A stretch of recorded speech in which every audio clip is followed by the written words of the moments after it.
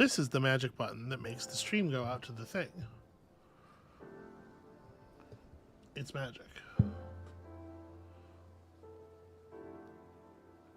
Sometimes you got more magic, sometimes you got less magic, but it's always magic. And I do think that we should care about that. Yeah.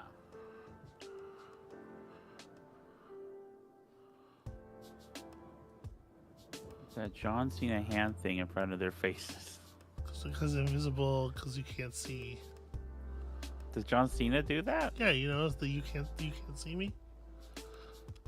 I just know he's a wrestling man who sometimes in movies, but he's a wrestling man for a period of time when I stopped paying attention to wrestling men. So Sure. I don't really have knowledge. Well, knowledge of famously, you can't see him. That's like his whole deal. Huh. That's how much. That's a weird gimmick. See him. I don't disagree. Listen, a lot of wrestlers from that period where I was not watching wrestling have fucking whack angles. I mean, there are some whacker angles. I'm not trying to talk shit about Bray Wyatt or whatever, but I'm from the swamp is a fucking whack angle. All right. He seems like a fine wrestler. I don't know. Honestly, I've been thinking about it. Thinking about what? Wrestling. I mean, I guess that's okay. I've been thinking, you know, I'm following enough people on Blue Sky who are talking about it, and they're making it sound fun to watch, and yeah, you know, this is I know earlier than I wanted to take this, but I think it's reasonable to take it now. Yeah, they're making it sound fun to watch again. It seems like the AEW stuff is pretty cool. Unfortunately, the wrestler that I am most interested in watching is not an AEW wrestler, but oh well, I mean that's unfortunate. I don't really know what the deal is with WWE right now. Like Vince McMahon is out, right? I don't know. Are the McMahons still running shit over there? I don't feel like I can. I mean, I can't patronize. One of the McMahons is ruining the education department. So yeah, this is part of what I'm saying. I cannot patronize a McMahon family vehicle. I don't feel like this market is going to be worth actually none points, but it does complete a design.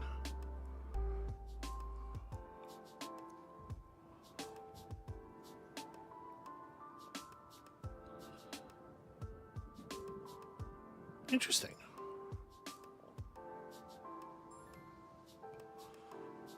I was kind of thinking you might take the line to let me have the line, but instead you have decreed that no one gets a line. Did I have? Oh, I had a line. Yeah. I used to assume you would have blocked it. So I did not even... Yeah, no, I was gonna let that shit slide. I was gonna let it happen. Okay. Truce going forward. Well, I don't know about all that.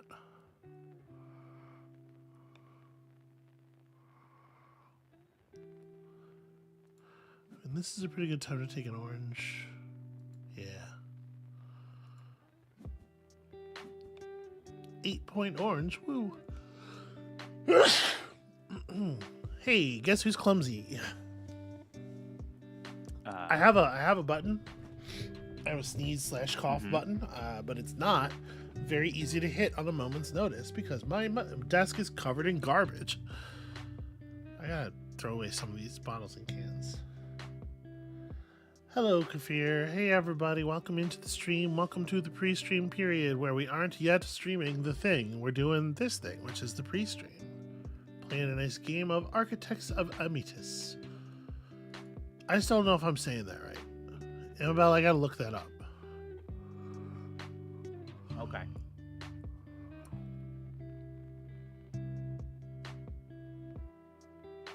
Why haven't you looked it up?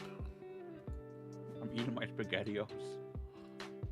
I don't mean right this second. I mean, like, in the past. That's a good.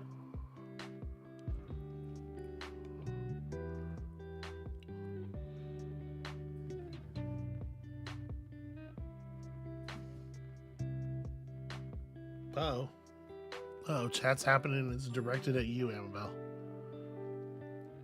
The chatters are coming for your ass already. I I am happy that units are people in in humankind. Yeah. What about it?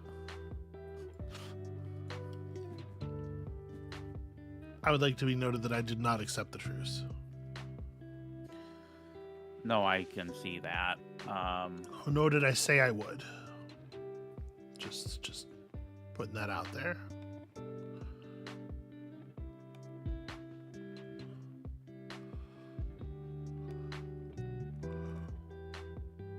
They're gonna be like, well, one of those people was my father, and then they're gonna get revenge on you. Some six-fingered man shit.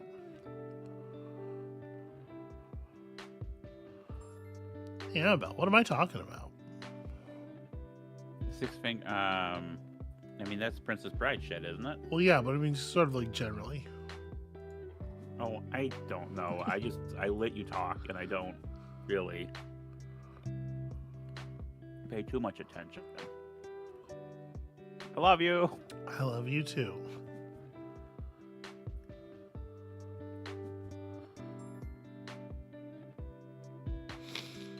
Hey, could you maybe chill the fuck out with the scoring? Maybe just take it easy. Maybe just take it easy a little bit.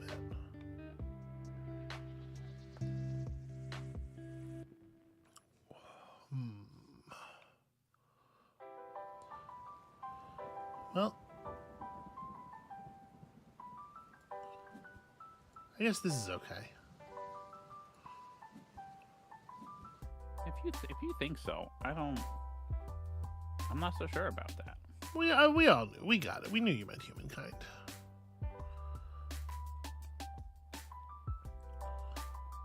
So, stream's on a different day today.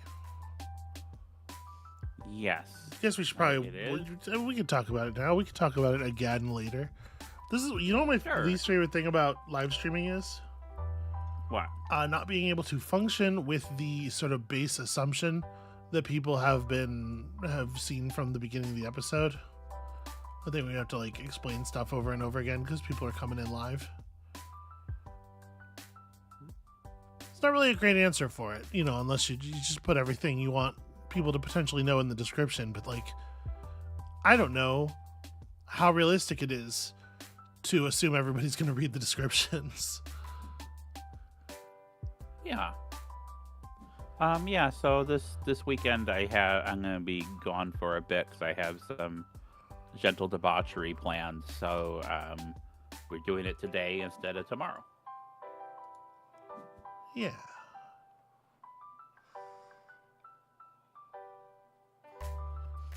I'm trying real hard with these building points, and I feel like I'm doing a good job, and you are fucking... I would like to get more. It is Saturday stuff. It is Saturday. We're doing our thing on a different thing here. The vicissitudes of time have claimed Amabel's Sunday, so she pissed off a mummy.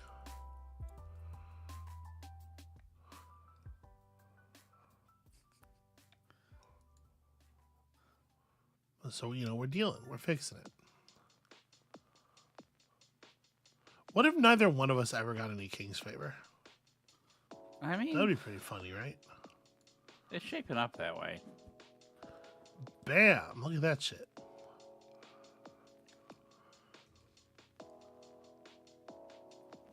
Okay, well, it's just this. I have to just grab this one. That's 8 points. Must you, though? I mean, I'm giving you the King's favor. You did give me the King's favor. I guess I can only be so mad. But do you know how mad? How mad? Not really very mad, honestly. How mad are you? If I put this here, yeah, I guess let's put this here. So, this is an interesting question, I think, actually.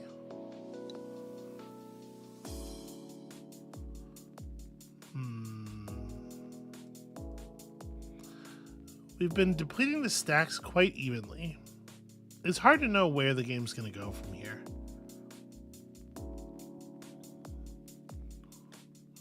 Well, you're going to win.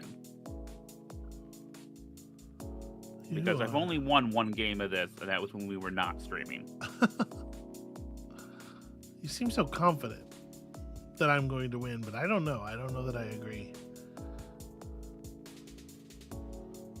I'm going to try to make it very close if I I can. think I'm going But to take 3 stacks. okay. You know? This is a very charismatic dude. Again, there is no way for me to get the contracts or whatnot. So, Yeah, we haven't seen a lot of palaces. The stacks have been palace light. So right now I'm just looking for like what is scoring. Because that'll give me 6 points for visible building type. I have 1, 2, 3, 4 5 different kinds of buildings. So that's 5 points, which is less than 6. That is solid math. I would take that math to the bank. Hey, look, you found a palace.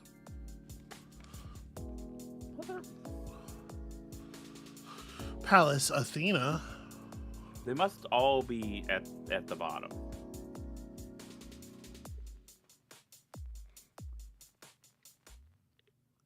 So I mean, is there any chance of? All right, okay, all right. You know, oh, we found another palace. They are in fact all at the bottom. It would seem.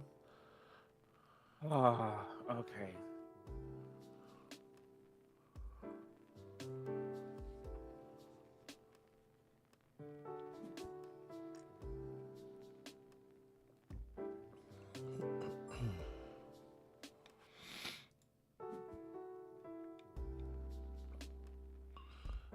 So this can go here.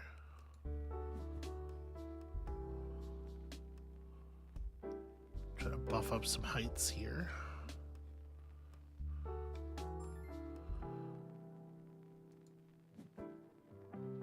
The thing about orange wall, don't really want to center it because like I do have one kind of sort of plan a little bit. Okay.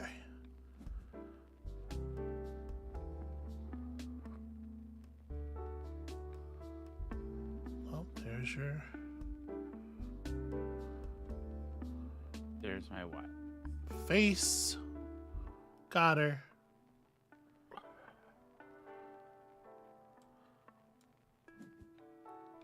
So yeah, welcome in, y'all. Welcome to the pre-stream. It's almost time for the thing. We're very close to the stream. It could happen at any moment. Why you gotta do that? What do you do things like that for? Because I love you. I gave you a king's favor. What are you on about? What are you on Sorry. about is extremely rude. Sorry, I forgot.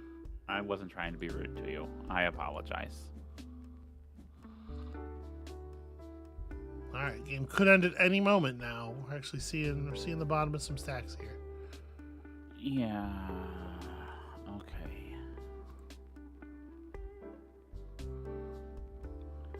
Thing is, I could claim one of these. You could. I could use this green one to claim a project, but what project can I actually be able to complete? Yeah, what is reasonably doable in the remaining time? That one's exactly reversed from what I need, but the orange tile will be gone, but you might take that orange tile on your go. It's true. And if you take the palace here, I can end the game on my turn. Right. So maybe that's not the best thing to do. Maybe I need to per wall, per architect of my color. Well, that doesn't work. You know, that is still like the the best move for me. It just feels bad. So where am I putting this? On the off chance that you might not end the game and not take the orange thing. But no, because if I take the orange thing, it would end the game. And you're not going to let me end the game. You're not the boss of whether I'm the boss of you. That's not how you play. I play to win. I play for keeps. Hey, Ash Wolf, the Supernova Gamer. Thank you for the kind words. Ash Wolf asks, would you consider doing channel memberships? I would. Is that a thing people would like? I figured there's a couple of different ways to subscribe effectively to the channel. We have both, Patreon and Ko-Fi, but if people would like there also to be YouTube channel memberships, I can work on enabling those. The only reason that they're not up right now is that I'm a little bit paranoid about getting too many eggs in the Google basket, especially since I don't know that I think Google is a particularly trustworthy business partner. It's just where else am I going to do my thing, right? So I try to have my income streams diversified so that if one company decides to go nuts, I don't lose everything. But I absolutely can enable the channel memberships if that is a thing people would care about doing. Would care about me doing.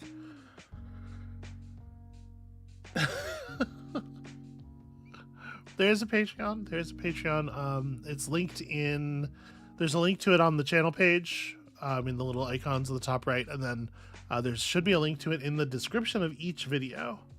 I don't think that description text gets applied to the streams. It probably should. I should fix that. Anyway, I'm ending the game, of course. Yeah. No. This is the time for ending. I knew that was an error on my part. I probably should have taken it as the 3 points instead of taking the contract getting I'm green. just gonna throw this down on here. Take raw points for the thing.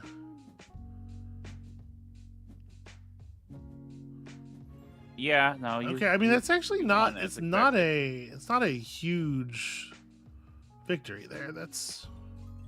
Yeah. So even if I had taken the 3 points from the thing instead of going for the 8, I still wouldn't have come close. But it definitely didn't. I feel like I did okay. No, sweetie, I don't think you read that palace correctly.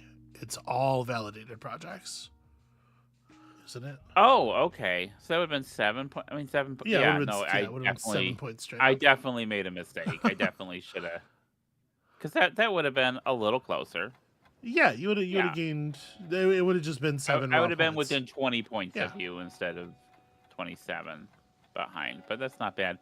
Apparently, from what I can tell, it's Amytis or Amytis. Amytis. It's a lady's name. This is her architects. Okay, you know what? I think I am passingly familiar with a historical figure with this name from some video game or another. All right, well, that's going to be the end of the pre-stream. Thank y'all for sitting with us while we let people sort of filter in the music for the pre-stream and for the post-stream, probably. It's been this lovely piece from the Relaxed Movement. Always been helping us out with this stuff. It's time to do the real thing, and to do the real thing, we begin by retreating into the gas cave.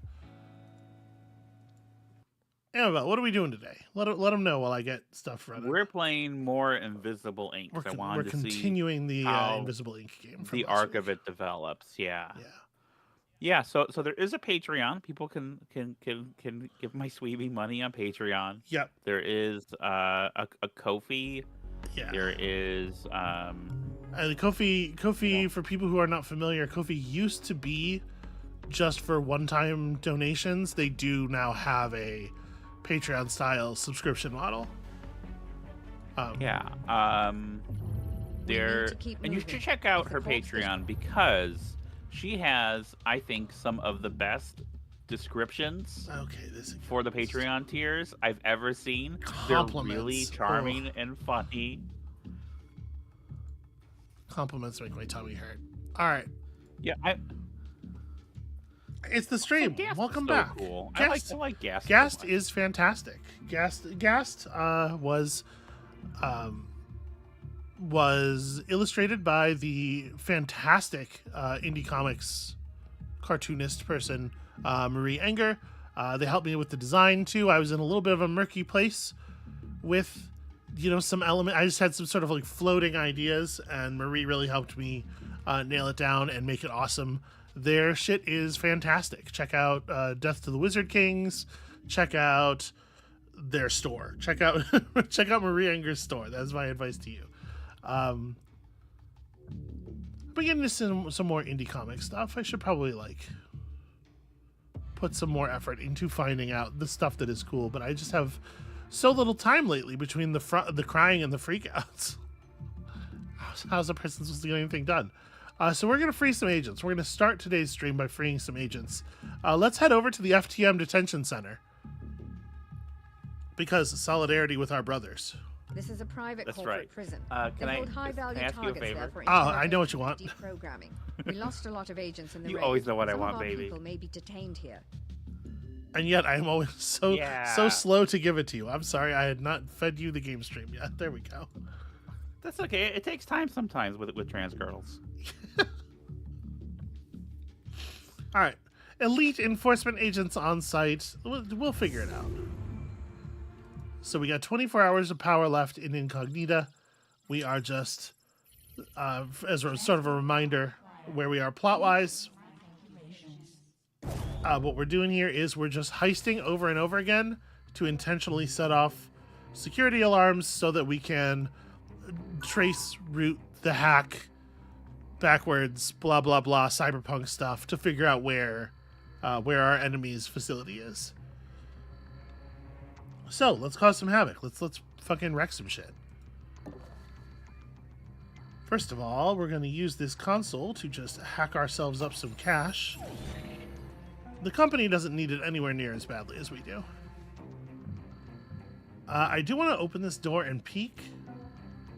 I guess she's okay. She's in a position where she's got cover from the door. Maybe I should look first. Okay, yeah, let's definitely get through that. If y'all remember from last time, our incognita programs, our hacking programs, we have a 0 power 2 firewall hack that unfortunately gains 2 power cost every time we use it, but it resets each alarm level. And then we have a pretty decent power drip feed here, 2 power per turn, but it doesn't turn on until the alarm level reaches 2. So we have to be a little cautious with our hacks and our power in the early going here, but I think I'm cool to just open this up. And I guess I'm gonna get through the door because we can. Yeah. Oh, I'm gonna respond to something in chat. Okay. Go ahead. No, you go ahead. I was gonna say. Good. I was gonna say. Ash Wolf. We are aware about the playlist being kind of did the jumbled. playlist- It's something that YouTube. Did the for thing about happen this again? time. God damn it! Let me Yeah, go. this I will go fix it right this fucking second. This drives me crazy. I don't know why YouTube keeps doing this. They keep defaulting, so the most recent video goes to the top. Yeah, it keeps changing the default sort on my playlists. It is not. Yeah. It is not. I have a thing. I have it set so that every new playlist is supposed to be sorted, date published. There we go. Yeah, it's supposed to be sorted in date published oldest first. So that it should be episode 1, and what happens is every time I make a new playlist, YouTube obeys that for a couple of uploads, and then it switches to date published newest. So it starts appending the new ones to the beginning of the playlist until I go in and turn it back to date published oldest. And I only have to fix it once per playlist, but it does break once for every playlist a couple episodes in, and I don't know why. And they know it's a problem, and they're just not fixing it. Yeah, I'm sorry you've had to deal with that, sweetheart. I know I don't have that problem with my playlist because they're just sorted the way YouTube wants. But I'm not doing something that's a series. It'll detect your team's location each alarm level. Make sure to shut it down. Okay, yeah, no, that's a problem.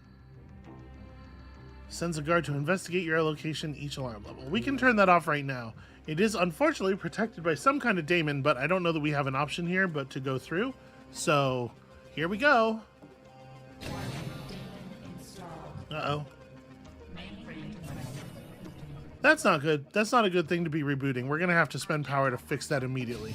You won't need to worry about that one anymore. Okay, yeah, rebooting that camera while our agent is in the room is extremely dangerous. So what's this guy's play? He's just going to wander back off. Okay. And we just want to get in position to get through the door as fast as possible here then while he's gone. Unfortunately, I am seeing... There's more vision in here than just this guy would be generating. Yeah. I'm going to get behind this table. I think... my guess is there's a camera in here as well. Or have you considered he just has more vision than most people? No.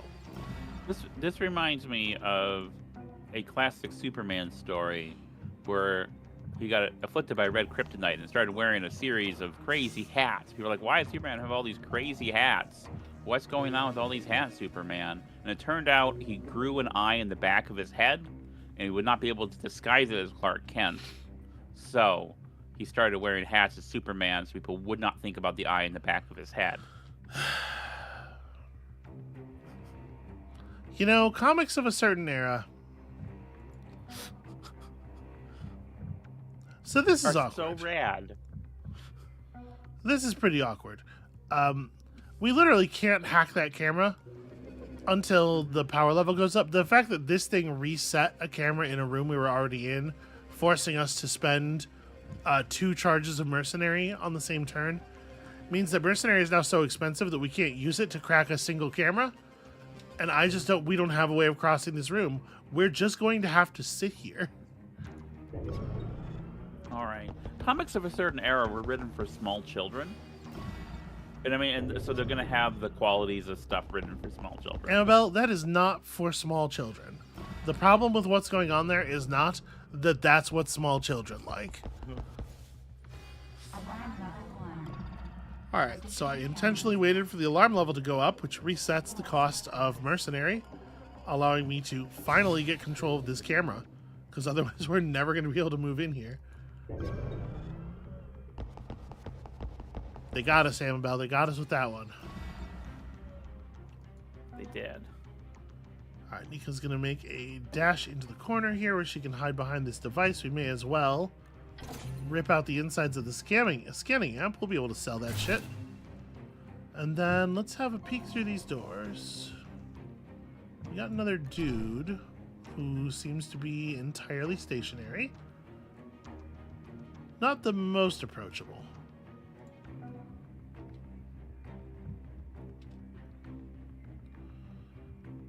I don't remember. This guy walks... He walks through this tile, right? I believe so. We don't necessarily have to attack him. Yeah, it would be fun to. It's a good position for an ambush anyway. It is, but it's an equally good position for me to just let him walk past. So what's the benefit of that for you? Well, then I don't have this guy who got attacked and knows that there are people in here attacking people. Yeah, okay. I have to manage his ass. Sorry. I'm sorry. All I know about stealth games, I've learned from watching you play stealth games. So the idea of not attacking someone just really baffling to me. Always with this. Fucking ambush mode. Let's get him. Maybe he will have something useful on him. Although, honestly, she could have gotten it anyway, because she's so good at stealing from people. Alright, what's he got? He's got some money. For some reason, my anarchy skill allows me to really get tremendously more money from him than he actually had. Okay, so the way this guy's standing, the door's not in his line of sight. Okay. A console that we can pull some power from. I can tag him with the dart gun.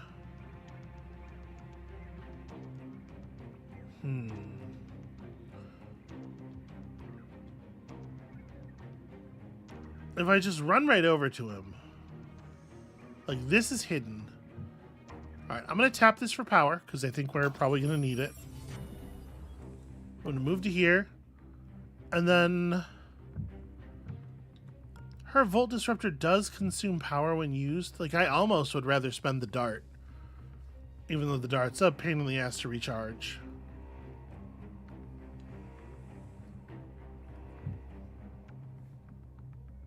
We got to figure out where this laser wall is controlled from. Either that or we got to get a security card so we can just go around it. And this guy could have one. All right, I'm going to do it. I'm going to do it this way.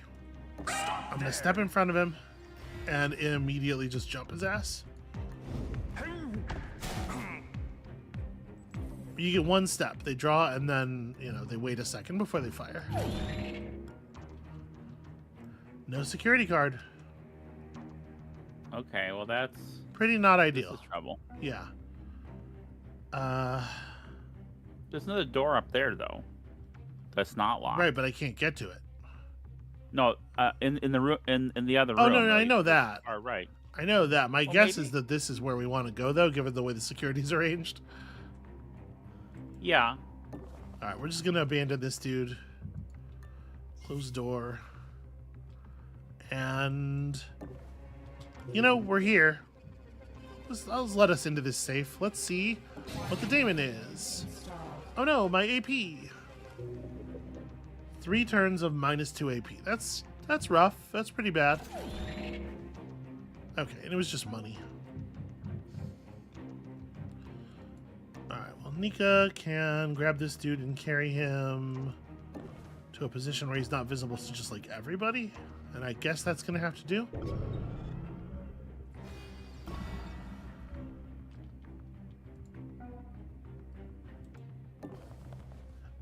I don't think of it so much as like them taking a second to verify targets before shooting, as it is like them just not having the reaction time to shut you down before you can move a step. That makes sense. What happened there wasn't that guy being merciful, it was Nika being too fast to be shot. Alright, so the good news is, alarm level 2. The increased strength of the firewalls rarely matters for us because we break 2 firewalls at a time anyway, and now we're actually gaining power every turn. But the bad news is a lot of other things about what's going on here. Let's step down and get a peek through this door. What do we... Yeah, it doesn't look like anything, and I was gonna say we haven't heard anybody, but no like sounds at all. So for the moment, Nika's just gonna hold this dude down. That is a console database. Yeah, let me see.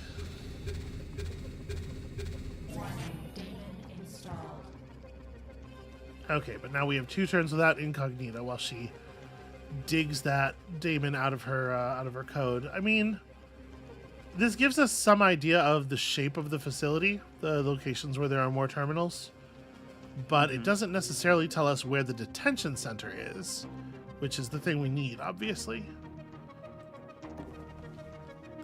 I'm gonna get down into this position, so I'm like, if somebody comes through this door, we have cover. Okay. And now the question is, do we just abandon this guy? I think so. Yeah, let's just abandon this guy and leave.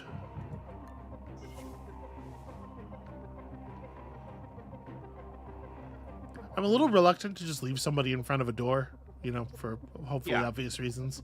Let's see what happens here. Okay, that guy in that room is waking up. That's whatever.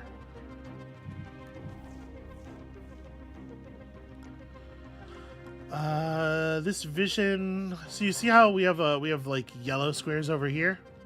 This vision cone is consistent with like a camera in the corner over there. Or right here, I suppose. Incognita is locked down for the turn, though. Okay, there is also a guard. It looks like he just parks there. Okay, and that's the security elevator, I think. What about this side? Okay, this side's looking a little friendlier, and there is a decent power console to hack here. I'm gonna move Nika down here. This I think is gonna be Nika's job, but we can't make a move obviously until next turn without the ability to hack the camera. Right.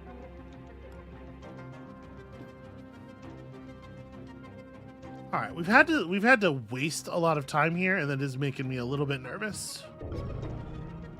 Investigating the area. All right, this guy's getting a little nervous. It sounds like there's somebody in this room or in the room next to it. But I think we're doing okay here. Yeah, I do appreciate the time pressure here because, something like Thief, which actually is like a a real time sort of game, action game. You can just sit in that corridor in the dark for 20 minutes waiting for the rounds to, and you can't do that here because everything's ramping up each turn, and I appreciate the pressure it puts on you. Yeah. As someone watching you playing it, I'd have a terrible time. But as someone who's here to watch you play and to heckle you, it's very good. Is that another console database? Oh no, this is a daemon database. I don't think I care about that. I do think we're going to pull power from this console because we're a little power starved right now. And I guess let's dive behind the desk in case somebody comes through the door. So we're in another position where we have just like a guy who's stationary in a really annoying spot. I can't step out from behind the wall without entering his notice cone. He's going to look over at us. It's going to be a problem. So we're just going to have to shoot him. This is a dart problem.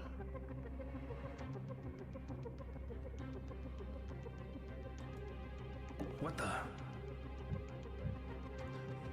Well, actually, if I move to here, so right in the thinner lined part of the cone, he's just noticed that there's movement at the edge of his vision. If we move into another square in the cone, I think he turns and looks.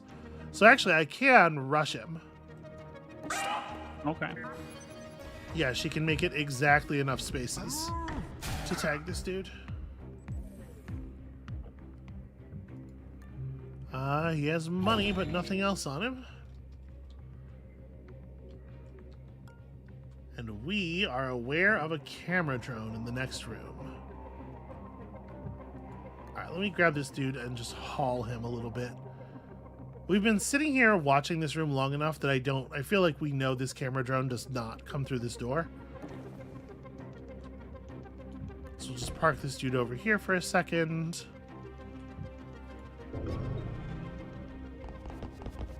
Okay, yeah. Now, the bad news is the guy that we left in this room... Oh, the camera drone changed its mind. The dude that we left in this room has now woken up, and he's in a much better position to sort of like foul our plans. But there's not really anything I can do about it. We just kind of have to keep moving. Hopefully we will find a way to reunite our two wayward agents. But somebody's got to find the damn detention center. This map is huge. Oh, I don't like this. It's significantly larger. There's just a room with no cover in it and doors on opposite sides. It's an agent's nightmare. Okay, so this thing is not KOable. It is hackable. Take control of it. Prevent it from reporting anything. And then you know what? What? We could use it to get some control over the space here, I think. I can't open... okay, the drone can open doors, yeah. So we have a couple of turns of control over this drone. I'm going to have it scout ahead. The drone's allowed to be out here. Okay, that device depowers the laser grid. That's interesting news. We've got control of this drone for 2 more turns.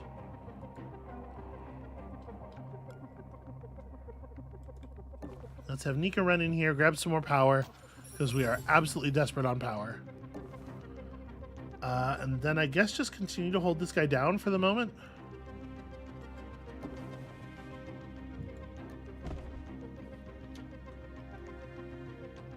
Yeah, and I hate to leave an agent with 3 AP up, but we heard footsteps in this corridor before. I'm not gonna just run in there. Especially since she can't reach either of the doors.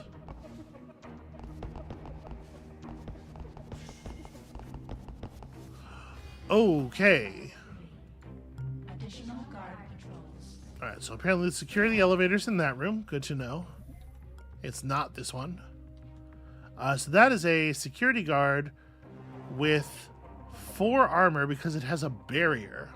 Armor equal to its mainframe firewalls. So we could drop his armor by hacking. Okay. That's interesting. That said, we also could just not. We could just run. If this has the security elevator, I'm less and less convinced that this is the detention center. Let's continue looking around. This map really is very large, though. Incognita has detected Aha. an agent currently logged as MIA. They would be an incredible asset if you can get them back on the team. Okay. Now, one thing we haven't seen is the way out. We gotta find the building's teleporter.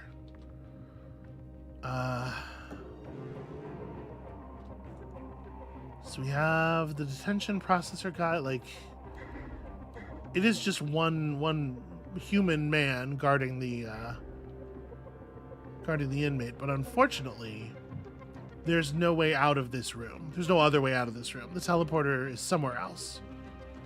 And we've seen all of the doors on this side.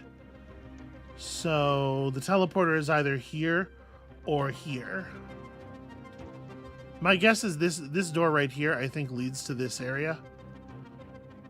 Okay. So basically, things have gotten very bad.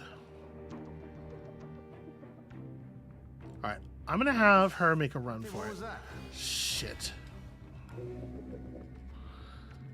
Well, we need control of the camera.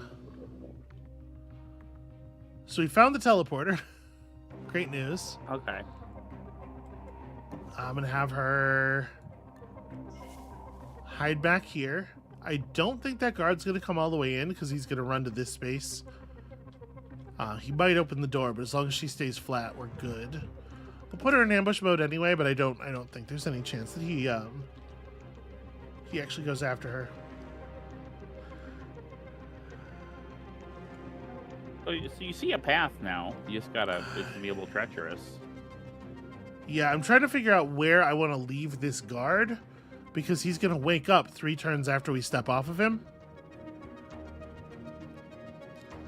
And so we have to be like exceedingly fucking careful that I don't leave a guy who's waking up on our exit path timed so that he will wake up exactly as we are re-entering the room.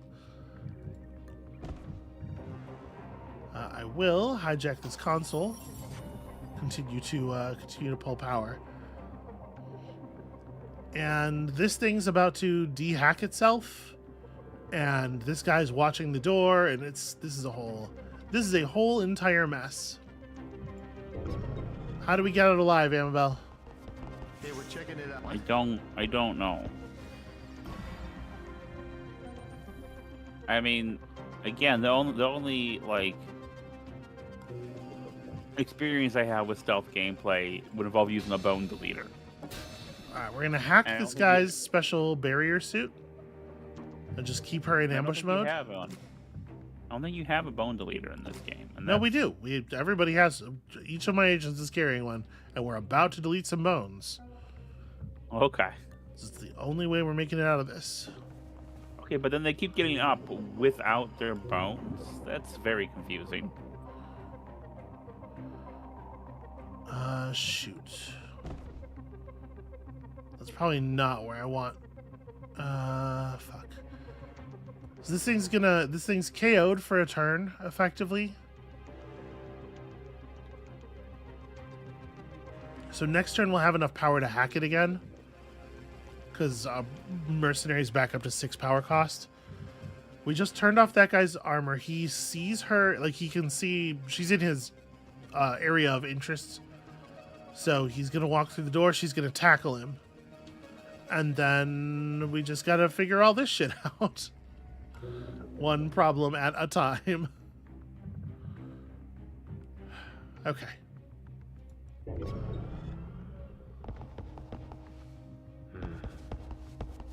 What the? Intruder. All right. What was that? Shit, the door's open. The other agent saw that. This gave me air. Investigating. That's pretty bad. That's pretty bad news. It's not great.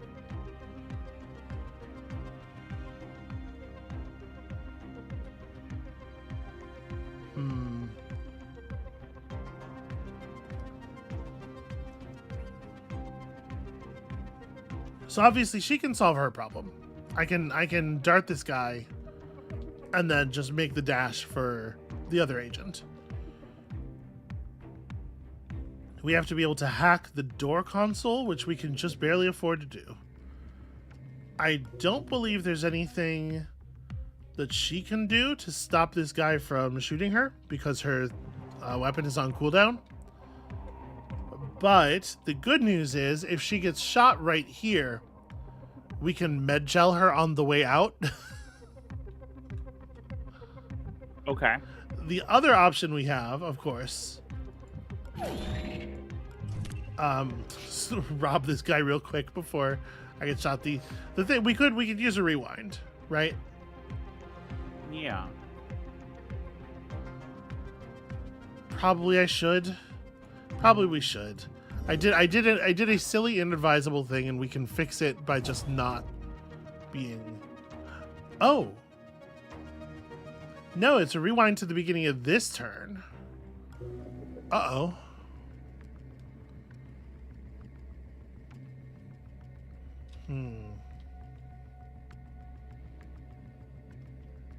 Okay, so here's a thought.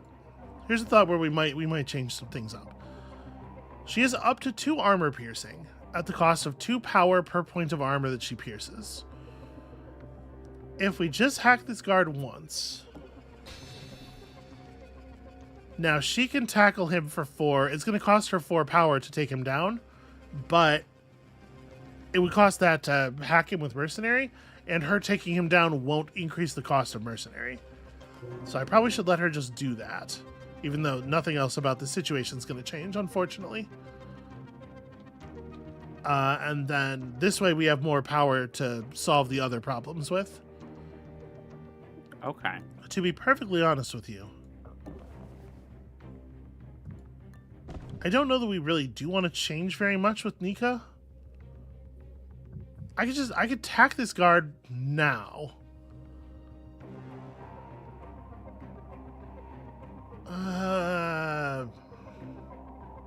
I don't know. We should wait. We should wait a turn.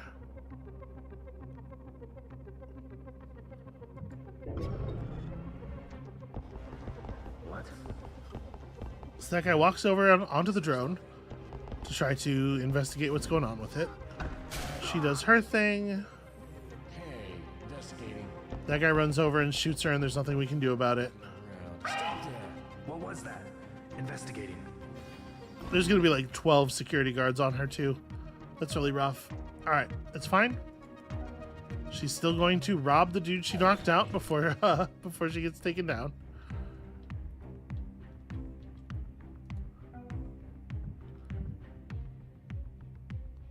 Nika's gonna peek the door here. Oh, can I not? Okay. I can't dart that guy off of peeking around the corner. I have to What? step all the way out. And I guess I don't have to dart him at all. I could just step in and get him with the zapper. Doing so costs us 2 power, which is certainly not ideal.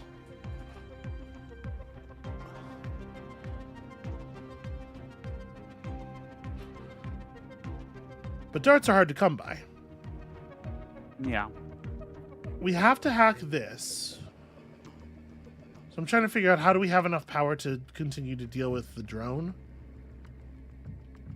Like this is a non-optional hack. I have to hack that to get the doors open. That means that next turn we're going to have 2 power.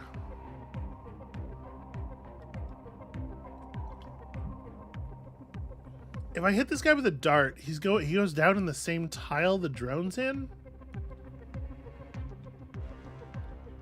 So I could pin them both, maybe? If I step forward and I attack him, she'll drag him into her space. So I think I am gonna dart him.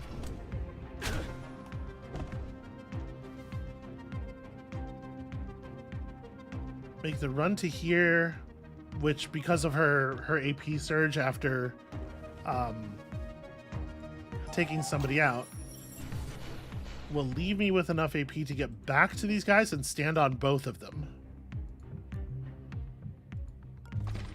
Some power from the drone and a security card from the guard. Cool.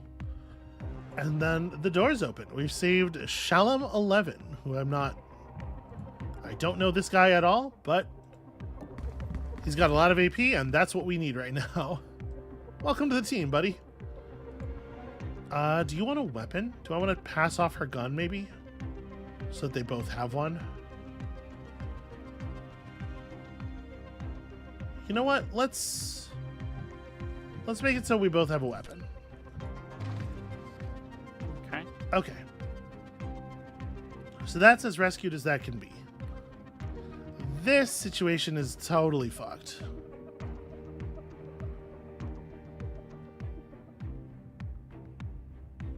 Now, does that weapon of hers come off cooldown next turn? No. No. Okay. Even if it did, it wouldn't matter. There's nothing we can do to stop her from getting shot this turn. Right. The one thing we can do is we could take one step before he shoots. So we could go down in a different space if we wanted to. But honestly, behind the door frame, I think is fine. So I'm just gonna end turn and she's gonna get capped. We have med gel. We're gonna That agent's down, but not out. Give them a shot of med gel and they'll be as good as new. The problem is these two are gonna be screwing around in here, and also there's the guard who's currently asleep.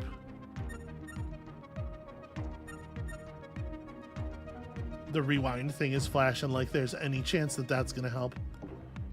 I do think we are on full sprint until we're back in this hallway at least. There's nobody awake in this part of the facility, so it's not gonna hurt anything. Go to here. Remember to close the door behind us. Oh, okay. Does she have a limited number of turns, or no? I think she's just in that state until we can get to her. Okay. This one's been messy, Amabel. This is a tough one. Additional guard patrols. Additional guards teleporting in, and unfortunately, that room is like, it's right where we need to go. But there's nothing to be done about it. The good news is we have 7 power, and we have just got a security level reset, so we have a lot of hack available to us if it becomes time for hack.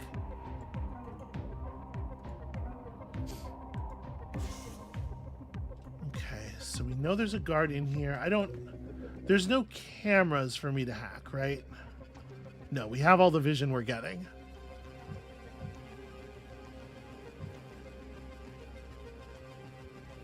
Is it greedy to grab this safe on the way out? Do we need to... We have a lot of money. I should save the power. We're in a dangerous position. I should save the power. So we know there's a guy making noise in this room. He could come through this door, potentially. We can't see him to get a prediction.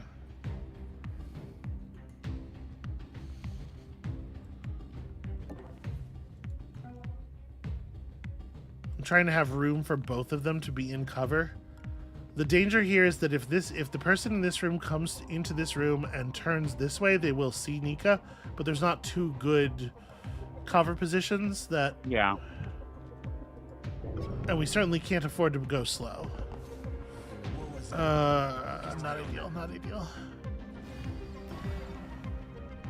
Okay, what is his deal? +1 armor piercing to ranged weapons. Oh, that's pretty neat. Extensive training and a ballistics coprocessor.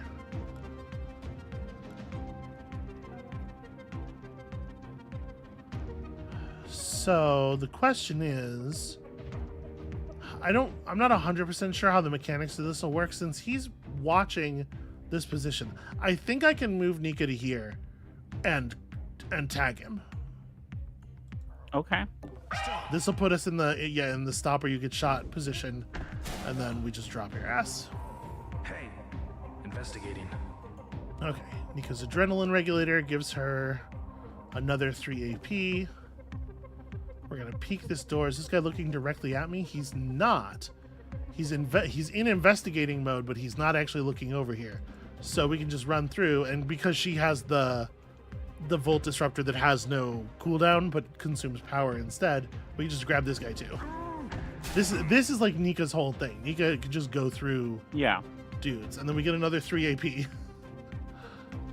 Yeah, that's rad. We don't know what the situation is with the guys in this room. I think, is she permanently pinning him? He seems to not be getting up. I think getting knocked out on top of that guy may have actually been, like, slyly the best move we could have made.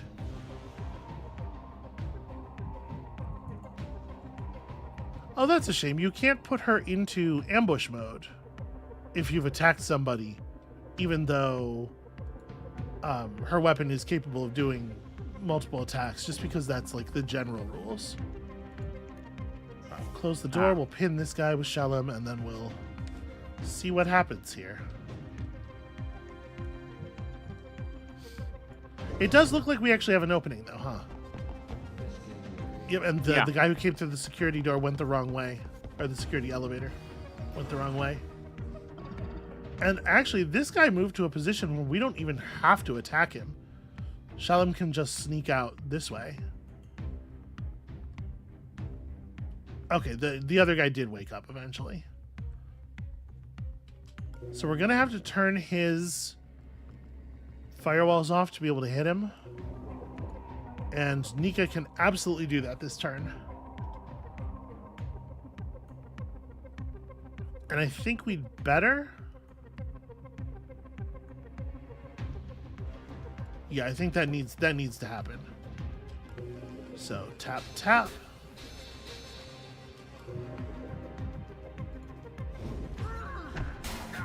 Drop your ass. Remember to close the door. Med gel, my teammates. Get in the fucking elevator.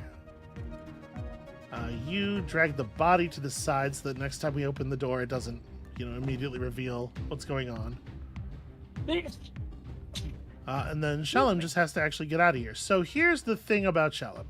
He's gonna pass this nanofab on the way out. Oh, it has 3 firewalls on it. Never mind. It's like, we can just take a quick peek at their inventory. But no, we spent way too much hacking. So what is this guy's plan? Okay, this guy's coming to the door. I should disengage.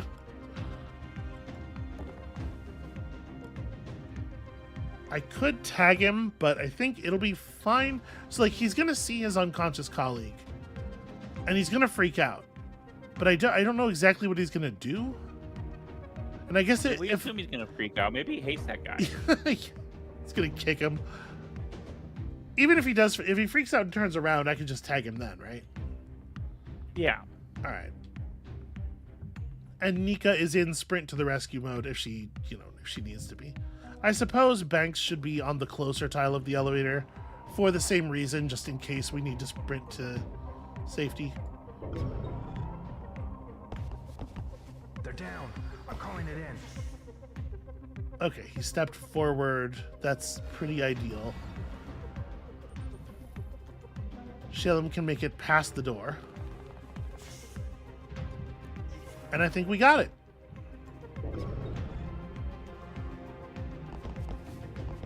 Ooh, that was a close one. That got real close. So yeah, at alarm level 5, they learn the location of one of your agents. So we need to not be here anymore. No, not you. I'm trying to select dude, move to here. And then we're going to do a little exchange. If you could just hand me the reload, the extra magazine for my gun here. All right. Home again, home again. Sure the agent who recovered is grateful to get out of that cell. I'm grateful to have more boots on the ground. Yeah, I assume that's gonna make a big difference if we bring in 3 into a mission now. Yeah. Yeah, we have 3 agents. We're going to use 3 agents. Let's see what kind of a state Shalem is in stat-wise. She's got a little bit of extra carry capacity. He could use more. Monster, do you have anything for us? For Invisible. Gladstone's been trying to get me on board for years, but I lost my stomach for wet work. Besides, all real power is economic. My personal income as a freelancer is bigger than a small country's GDP. Let's just try to keep everybody fast and capable of carrying an awful lot of loot. I think you did a good job there, sweetheart. Thank Chat, you. That almost got really ugly. Chat, tell her what a good job she did. Yeah, what's going on in the Looks chat? I'm like sorry, I'm you've not paying stirred up the attention. hornet's nest. The corps are aware There's of not our been presence and much are doubling down on in their the chat security. since last Your we talked. job just got a Okay. lot tougher. All right, corps are doubling down on their security, but so yeah, the security level at the other detention center went up, but we're still going to go for it, for This sure. is a private corporate prison. They hold high-value targets there for interrogation. So you are able to bring up to 4 agents on a mission. We are getting ourselves up to a full crew. Transport beams are the safest way to move your fragile. The chat was being very, very quiet because it was guard season. Yeah, that's fair. That's adorable.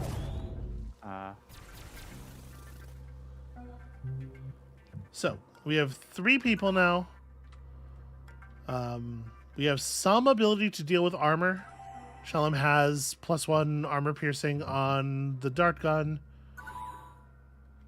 And you can see there's some nice little character interaction stuff. Particular characters have conversations with each other and stuff.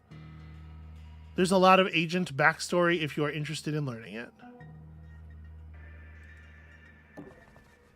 I'm gonna start us off with the traditional steal some money instead of power from the first console and then immediately wish you had stolen power. Yeah. It's a good strategy. It works every time. I don't see why we would change it. Now, we can't open a locked security door, but we can peek it. Okay, so we know there is a 1 armor guard watching the teleporter out, and he is just stationary. That is where he lives. So we open this door. Yeah, this is awkward again. It's just these big open rooms with multiple doors. We are not moving into the room with this little AP. Because of exactly that kind of shit. Yeah. So we got ourselves a security drone. It's a real mixed blessing.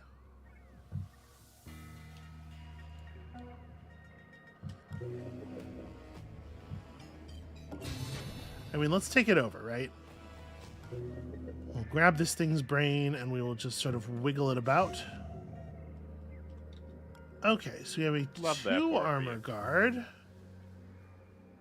with KO resistant. He gets 1 less turn of knockout from being knocked out. That's annoying. He's also standing directly in front of the door. Okay, lots and lots and lots of consoles.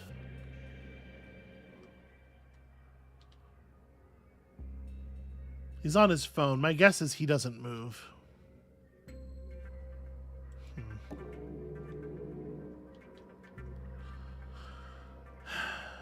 Well, we're going to need control of this camera for sure. That's going to give us a lot better sort of situational control here.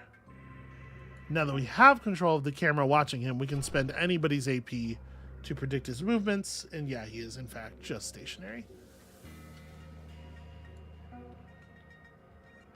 There's nobody else in the hall. I mean, I'm gonna move up a little bit. Kiefer asks if you park the drone on the lasers, do they stay off? Yes. Yeah, as you notice, the lasers turn off when authorized units try to walk through them, so you can use the drone to just keep the lasers down.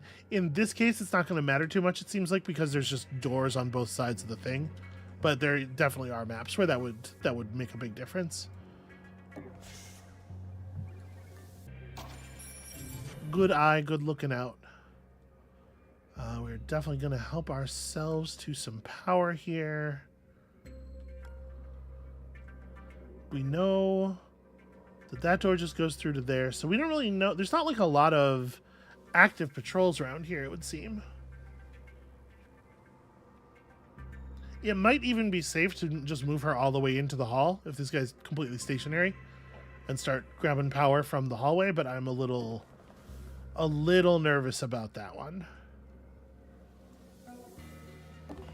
So I have Shalom come in here and... Did you see that? Oh. He was able to see the door out. I guess he was able to see the door while it was like open into this tile.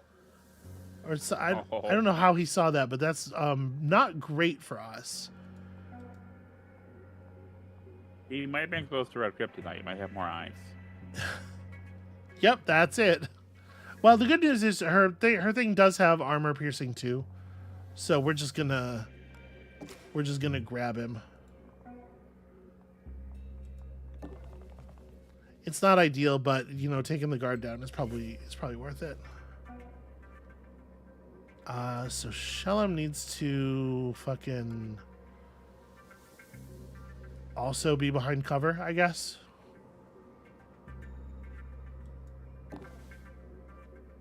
Yeah, when this guy steps in here, before he can shoot, he'll get grabbed.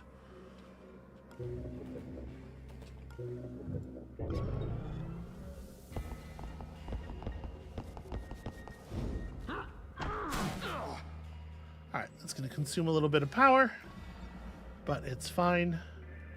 Also, we got to remember that guard's not going to stay down for very long. He's got some med gel, but I'll let somebody else pick that up. We're going to run into the hall here and leech a bunch of power.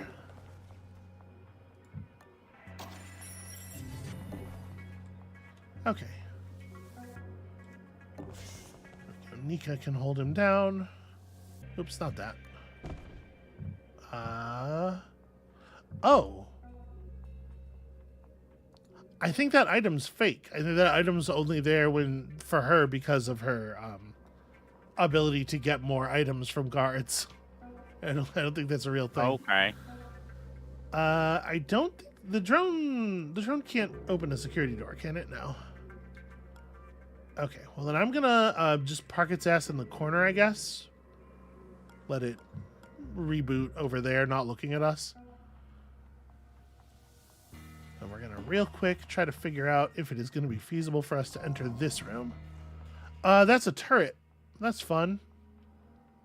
This is a security camera that's not yet active. I remember when we go into alarm level 1 additional cameras turned on, that's one of those. So the turret itself has a daemon protecting it.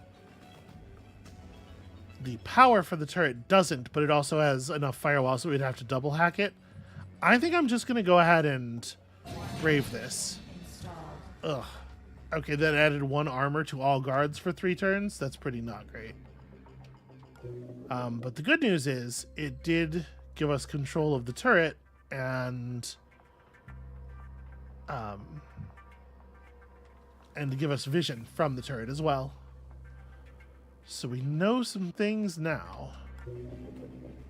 This turret over here is not as was not as defended, although it does still have a very expensive hack. It's not looking in the right direction. I don't think we need to worry about it. Can we predict this guy's movement? We can't. Probably also has a pretty low draw distance, you know, like in turret 64. Is that this like Turok is what that's supposed to be? Is that what you're? Yeah. Okay. Yeah. All right, I guess. You have so much fun doing jokes. I thought I would try one. How's that working out for you? Well, it's a little rough. Chad, help me punch up my Turok joke to make it make sense. Please. That's a request, not a demand. I wouldn't feel like I'm doing a demand. It did come across a little like I chat, I command thee. I did not mean it as an imperative. What on earth is this? Device V3. It's the 3rd version of that device. Amabel. Yeah. Is it the okay? It's the laser beams. It's the laser grid. Is what this Or- power supply is for. You know, it's a combination of 3 vegetable juices in one. It's for the people who can't afford all 8. You know, that was the best one. That was the best one you've done yet. I'm not going to be upset about that. Okay. Have you ever had V8 before? I have not. It's not really my sort of thing. No, I did not care for it when I had it, and I like vegetables more than you do, so I cannot imagine you would like it. So this guy's going to wake up soon. The turret's about to revert. I think I'm going to jam us all into this room.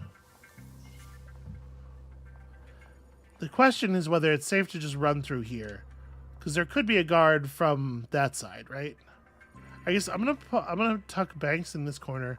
I'm gonna have Shalom walk through here and close the door, because if Shalom gets caught in an unfortunate position, he can shoot his way out. Nobody else has a ranged attack.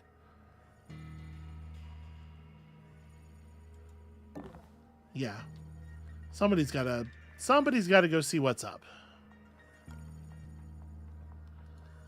Banks actually has a lot of movement left. Also, this is a secondary server terminal. We could hack this and attempt to buy some new programs, but I don't know that I want to do it while our hack cost is 6. Yeah. It would be great for us to get at least one more power generator, or maybe a hacker that doesn't, a hacker that we can use in some other situations. I don't know what I want to do with you. I guess I'm just going to end turn. Oh, shit!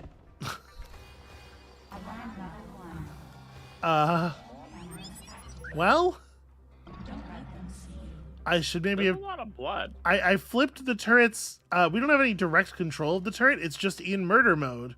Because of course it is, because they're always in murder mode. So maybe I should have turned it off instead of just flipping its IFF transponder, you know? Is this the first death of the game? That is the first death, yeah. Banks took a hit, but you know, it was found to be non-lethal.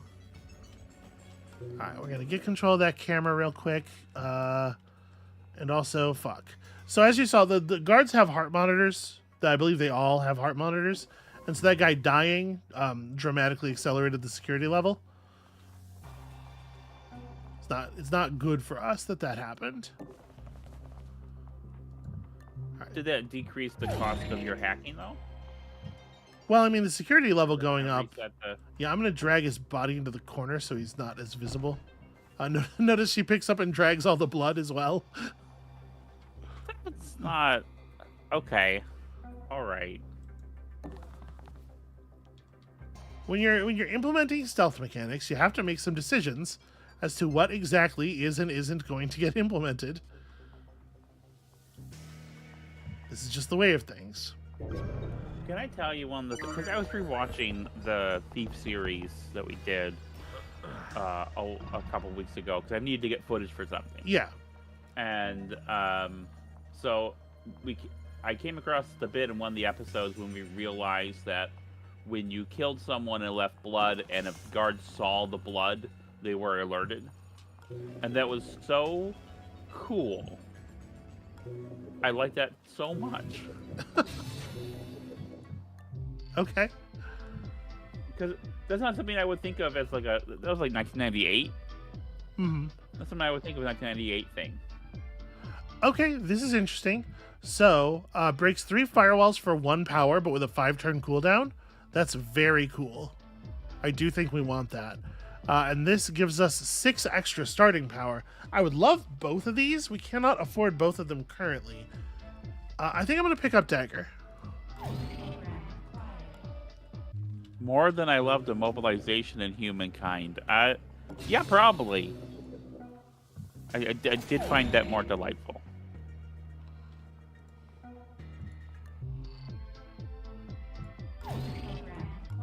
Okay, there we go. That was just enough. Dagger got us the safe open to get us the money to buy the other program. All right, what is through here? We're still looking for that detention center.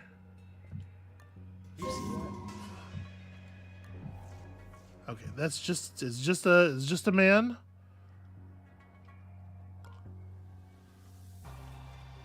It's just a baby boy. Who do we want to take him? Nika's thing, having Nika do it obviously will give her bonus AP on her next move, but it is going to consume power. Wow, that is a high power console. You know what? We can have Nika do it. That's fine.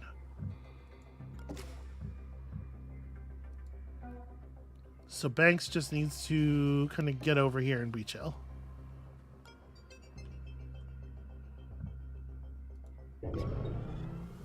Investigating. All right, the detention area, there's basically only 2 spots it could be in. Oh, damn it. Nika is not as fast as the Nika is not as fast as the security turret. She's quick, but there are limits.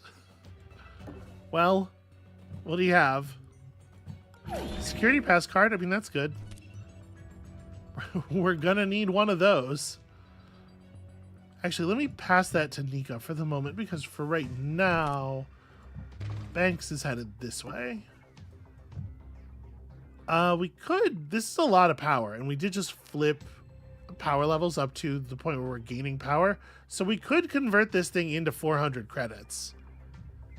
Is that greedy? How do you define greed? Is it greed or is it ambition? You convince me. You're right, Amabel. I should get the money. Generally, I'd like you to have more money than you do, sweetheart. Okay, well, good news, bad news. We all ran all the way over here, and this is not patreon.com/SB make stuff. Yeah, this is a dead end. So with given the layout of the doors on the map and everything, the security, the detention center can only be over here. Like through this door potentially. And that's kind of good news in the sense that it's that's also where the exit is. It's bad news in that the heavily armored guard and the other armored guard are between us and there. Yeah. That part's bad. But on the other hand, you do have turrets. I do have turrets. I'm gonna hack this safe with my 1 power safe cracker. We're just gonna walk over here, grab the money. We are not going to crack the other safe. That's restraint. I know how much you like that. So I think the plan might be then to just run through this security door Okay. and straight across. So let's get Shalom over here.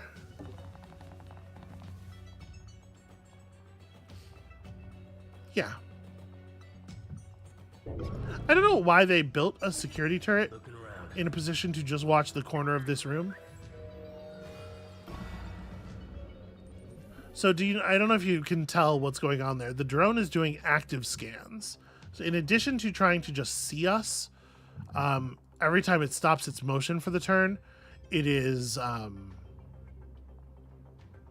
scanning all of the tiles within like 3 of itself, and if it detects any agents in them, they'll become a like a yellow exclamation point guard run over there and check that out signal.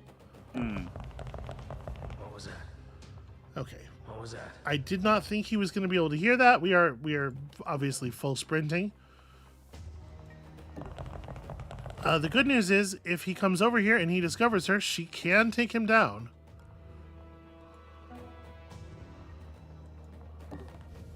And you There's kind of appreciation. can't do anything until the security card gets here. There's appreciation in the chat for This turret is your compromised. envoy's Kool-Aid Man maneuvers.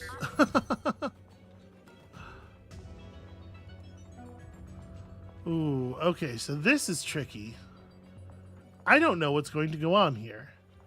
He sees the turret.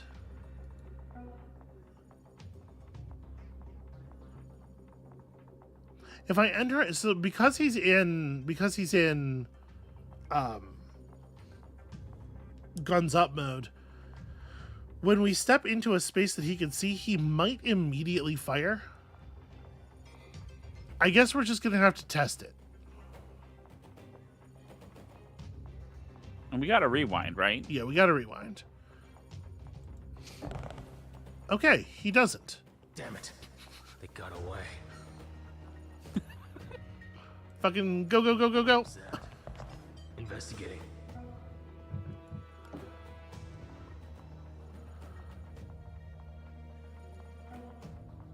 Oh, right, Nika has the key. Shoot.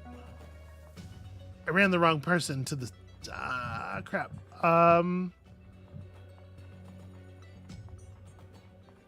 How big of a problem is that? I mean, it's not awesome.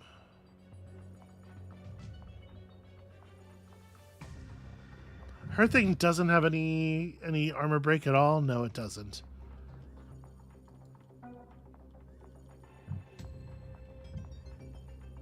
Okay, here's what we're gonna do.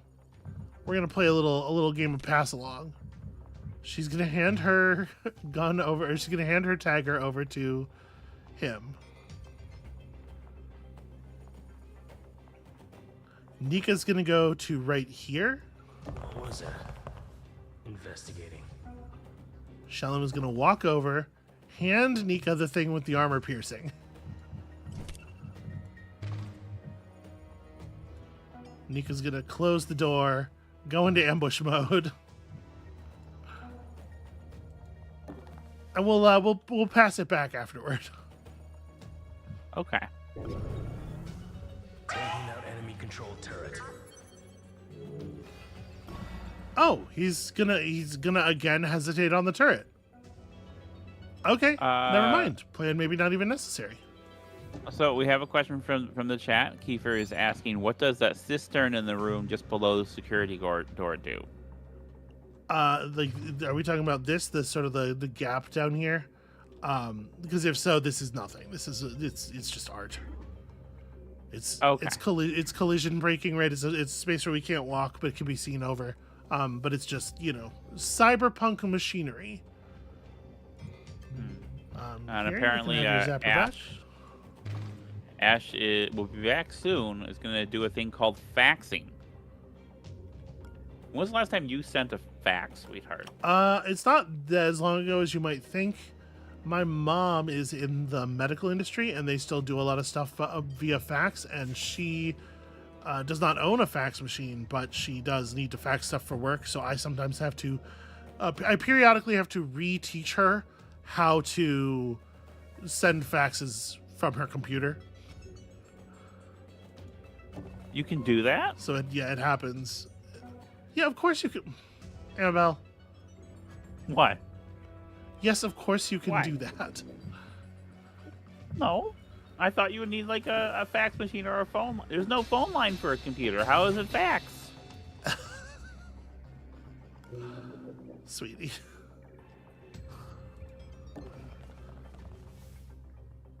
I used to work in civil service, and then after that I worked for in default management, so there was a lot of faxing. Yeah. Yeah, with like printer fax machine combos that went through the phone line. Okay, so my hope is the security guard's going to spend a turn doing whatever he's doing here. I think he's going to shoot the turret. Nika is still kind of in the hall, but she's crouched down behind this console, and we're going to hope that that's sufficient. May as well steal the power from it. And then everybody else has gotten behind the door. We don't have to take this guy down, but I'm going to... Like, we're going to have to take him down eventually, I think. And I want to get the cooldown on her zapper started. So we're just going to go ahead and grab him now. Let's see what You're this right, guard Kat. does. That is why I have so many fun facts. Turret threat. Turret eliminated. The drone's got to go over there and verify. Okay. So now, is this the detention area? God ram it. Kiefer says that debugging software fax implementation still gives me nightmares 15 years past. Yeah, I can imagine. That shit probably really sucks.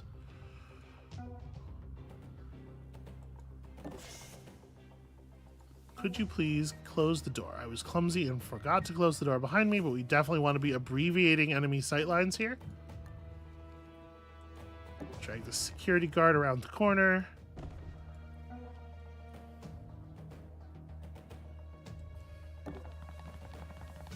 Okay. His sneaky pistol run is very silly looking. He reminds me of, you know who he reminds me of when he moves? Watch the next time we have him run. He reminds me of the enemy who is commonly called Garcia in Streets of Rage.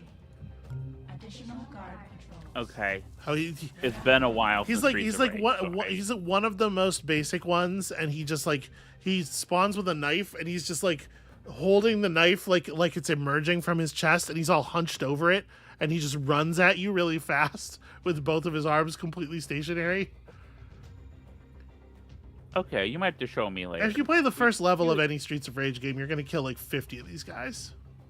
You have Streets of Rage, right? Yeah. We have a. Yeah. I'm not saying that. I'm not saying that before the end of the stream you should fire up the Streets of Rage to show us, but I am. chat, vote in the chat. If Yeah, you can't start a poll. Haha. Am I doing a better job engaging with the chat? I'm not sure. Okay, so we have, it looks like one guard, there's at least one guard, and he has vision to the door. So when I open the door, he's going to see that. See that? Oh, what Streets of Rage? Well, then that's okay. I think that settles it. We'll play a little Streets of Rage before the end of the stream. I'm down for that. Yeah. So stick around, and you will discover. Unfortunately, her thing's on cooldown right now, so we can't set up an ambush. But if he walks over here and draws down on her turn, we'll be able to open the turn by taking him out. I suppose it is like Double Dragon. Yeah, You know, yeah, absolutely they're it both is. beat 'em ups. See, I never played because there was a Double Dragon arcade game Yes. that the NES game was based on. I only played the NES game, so I have not. I assume the arcade game is better because generally arcade beat 'em ups and arcade fighting games yeah, especially in that are era. more impressive. Yeah. I'm continuing to drag this unconscious guard. Can you imagine? What if a beat 'em up game was good? What if any of them were good? People seem to like that What a the world we most would recent live in. Turtles one. Shredder's Revenge or whatever. Yeah. Yeah. You don't think so? Okay. Have you heard different? I mean, I haven't heard much about it at all. Okay. Well, I'll tell you, I thought this was the The only- detention area, but I don't see anybody in here. The only Turtles games I've heard of recently were the one that's basically Hades but Turtles, and the one we're that's checking things out around here. The like the a turn-based tactics game but Turtles. the turn-based Yeah. turn-based beat 'em up that we played, which I think is like a really rad concept. Incognito Yeah. has detected Aha. a prisoner in one of the cells. Enemies of our enemies may be our friends, as they say. We're gonna pop that, and we've discovered a guy. Kiefer asks, the company that made Invisible Ink made beat 'em up. Incognito has scanned his identity. Did they make a beat 'em up? They or a did. game called They Beat 'em did. Up? I don't know too much about it. It's Probably called looks gorgeous. Rotwood or something like that. Okay. Okay, all we gotta do is get out of here. This guy does not seem to be an agent. I'm not sure. We're gonna get some kind of benefit from freeing him, I'm sure, but I'm a little bummed out because I was hoping to get a fourth member for the squad. Yeah. I think we can just go full sprint at this point. Well, I guess that's Kiefer says that he enjoys Double Dragon and Battletoads. I don't think I've played that one. I don't like Double Dragons, and I don't like Battletoads, so it doesn't feel like that would be good for me. Yeah, Double Dragon and Battletoads is it was on the SNES. And it's exactly what it sounds like it is. Yeah.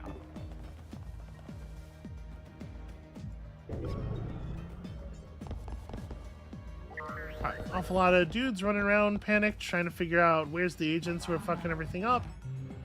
Additional Hero asks if y'all have seen the Fights in Tight Spaces sequel. I have. I saw a little bit of it. I'm gonna level with you here. I played the demo and I did not like it very much. Is that the Knights in Tight Spaces? That's Is correct, that the yes. sequel? Okay. Is it just like Fights in Tight Spaces but medieval? Yeah. Okay. Yeah, that's the What- that's the one. What?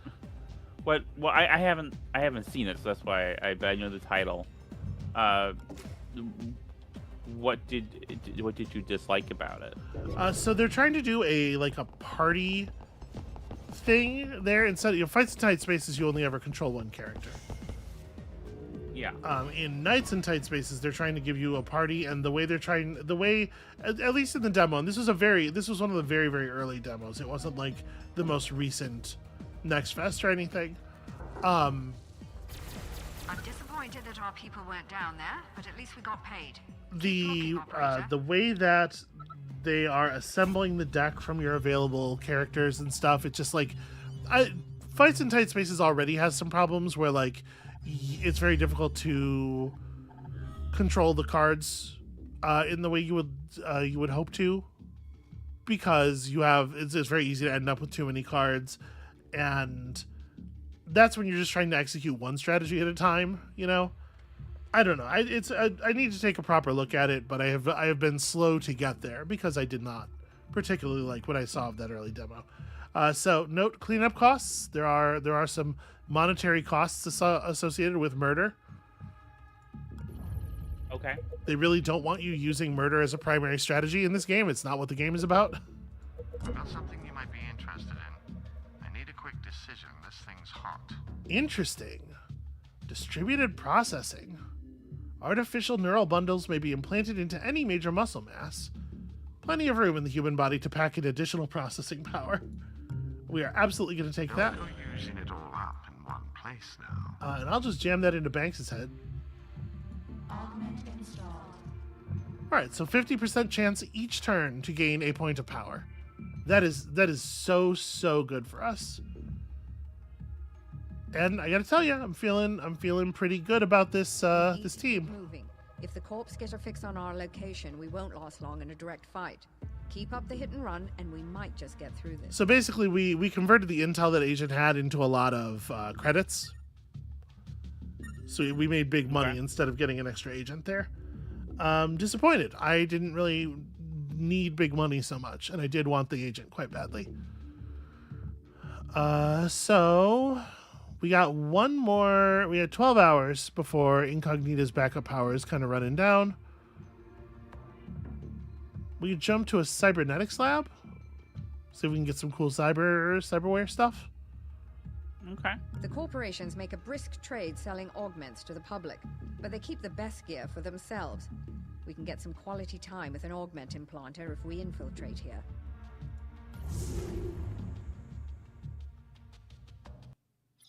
All right, and so we're down to 0 hours, and there's gonna be a plot after this mission.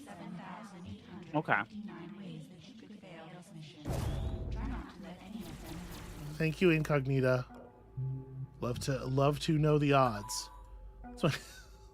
It's my favorite Han Solo quote. Always tell me the odds. Interesting. They have a I lot love of on-site statistics. databanks here. Might be worth a search. No, I believe what he said was "love to know the odds." Eye rolling emoji. Okay. Okay, so there's just like a stationary, normal ass guard over there.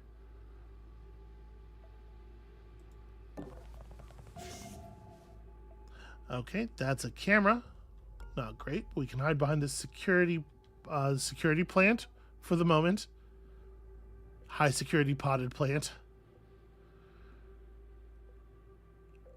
This guy. Okay, so this guy is in a room. It looks like most of the stuff in that room is locked. I don't think we're going to get a lot done in there, but I'm probably going to send Banks in there to rob him at the very least, which we will do next turn when we have the AP.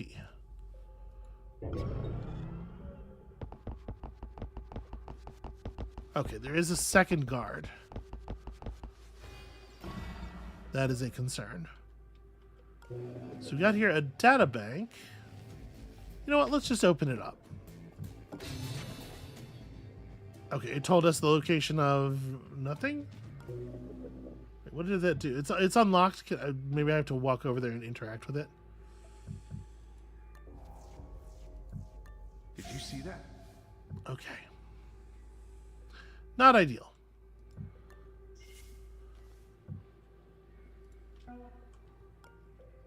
Yeah, that's going to become a little bit of a situation now. Another data bank. I mean, may as well. So I'm gonna move Nika back a little bit. I think we're gonna keep Nika in a position where she can run into the rescue, because I think we may need to run into the rescue. I'm going to let's move Banks away from the door. Position where she has cover from the door. And if this guy walks in far enough to get adjacent to her, we take him. And then you can do that. Okay.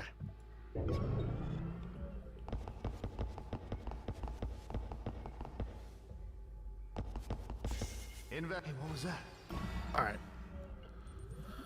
So, how do we want to manage this? We have a lot of power. I think I'm going to let Nika take this guy. We can afford the power hit from her disruptor. And she gets the AP. I'm going to open the door again. We're going to step inside. We're going to steal... Oh, that guy's an android. That's pretty cool. Yeah. We're gonna. I'm sending you a worm virus. Install it at the terminal, and it'll stream data back to us. Okay, we're scrubbing knowledge of our activities from this databank. I don't know what the mechanical effect of that is going to be. So we're definitely hearing sounds. I think there's somebody through this door. Based on where I perceive those sounds to be coming from. Obviously, if someone opens this door, it could be pretty bad. I think you're somebody through that door. Yep, okay, fair enough. What I like about that is how much sense it makes. How good and sensible it is. It's funny when you do it. Is it, though? The reason I do it is because it isn't funny. Oh. I'm doing one of those. Okay, I'm doing one of those. I'm doing a Tim and that's a classic Tim and Eric, right there. I'm still learning how comedy works. So anti-comedy is another level. We've got time. Wiping us from all these drives might be a wise choice. Yeah, it's like, what if the only thing that was funny was things that aren't funny? And it sounds like I'm being a shithead, but I really do enjoy that style of comedy a lot. Oh, I know you do. I didn't really. So before you, I didn't really encounter much of the Tim and Eric. I knew about one of their sketches, and you've shown me 3 of their sketches. And certainly they're not it's not like a Tim and Eric thing, right? It's just that they were part of sort of a movement in comedy that had been going on for some time, but really reached its fever pitch right as they were breaking through on TV. So I guess we're just waiting for them to finish scrubbing these databanks for the moment. What I'm mostly worried about is that this guy's going to, this thing's going to call attention to itself. This guy's going to turn, and we're going to need Nika to run in and save banks. So that's a part of why I'm not really developing my position at all here. Yeah. I've often said that, by which I mean this will be the second time I've said it, but dating you is like dating an Adult Swim show just in the midnight time slot, and that very much is your sense of comedy. I don't know if that's a compliment humor. or not. No, it is. Kiefer says, never understood the funny of hurting people a la Charlie Chaplin.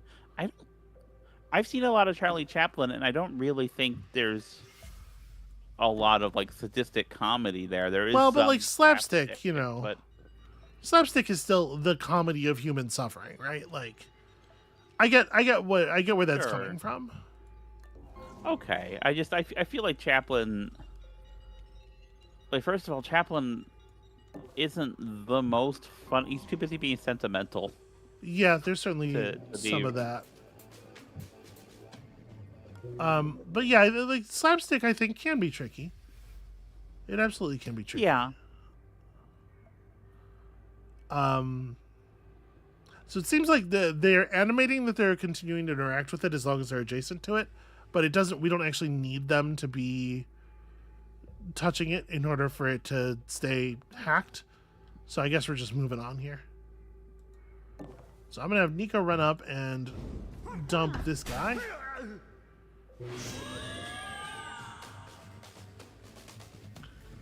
Okay. He went off Cyber Scream. Mainframe devices within 5 tiles get +1 firewall. Huh. That's a pretty cool guess in a Android way- defense mechanism thing. Yeah. I guess in a way, Chaplin. Okay, this is good to know about. Chaplin uses. Oh yeah, you need that. Chaplin uses slapstick, I think, to create pathos and sympathy, because usually Chaplin's character that is the one that's doing most of the suffering. Yes. Yeah.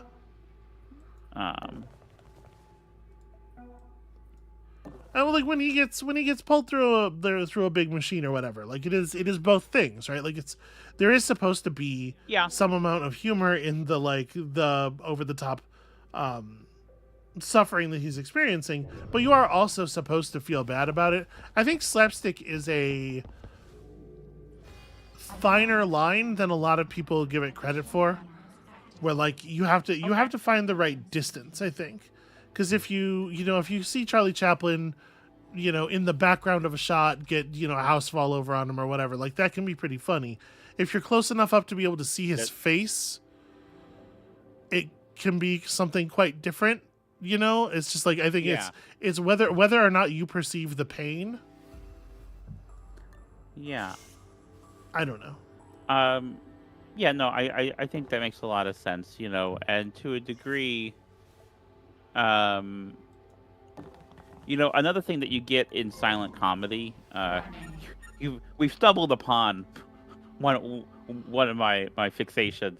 If you look at like classic silent comedy, like a lot of the stuff, more than even just the slapstick, it involves like elements of danger in a way where a lot of Jackie Chan stunts have elements of danger because they're really doing this thing or whatever. Mm-hmm. So, and a lot of near misses. The near misses is what causes a lot of delight in some Buster Keaton things. And I think that's, and some Harry Langdon for that matter. And I think that, or Harold Lloyd, not Harry Langdon. Langdon's more like the Adam Sandler of the silent era. Okay. And that he's kind of like a weird man-child. I'm talking about like 90s Adam Sandler. I mean, I would say Uncut Gems, basically. Okay, but like there's a difference between I'm being difficult on purpose. I'm sorry. No, that's okay. That's your deal. And him like talking to his rubber duck in Billy Madison. Yeah. Yeah, one of them's funny. Get it? Okay, don't worry about it. Mm-hmm. That's some of that challenging humor. Kiefer says, so it's a passive S&M thing, kinda. I don't know about that. Look, I know some stuff about slapstick. I know some stuff about S&M, and I feel like there isn't as much overlap as you would think. Well, I mean, S&M does stand for slapstick and merriment. Yeah, well, other than, like, I feel like you should have a sense of humor about it either way. There should be, you should not be afraid to laugh. Uh-oh. Concern.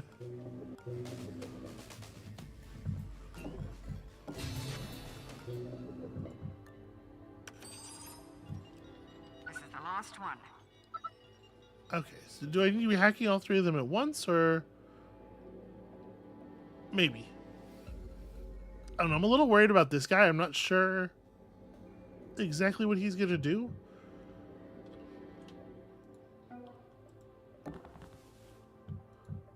You located the cyber lab. Let's leave this mission with better agents than we started with.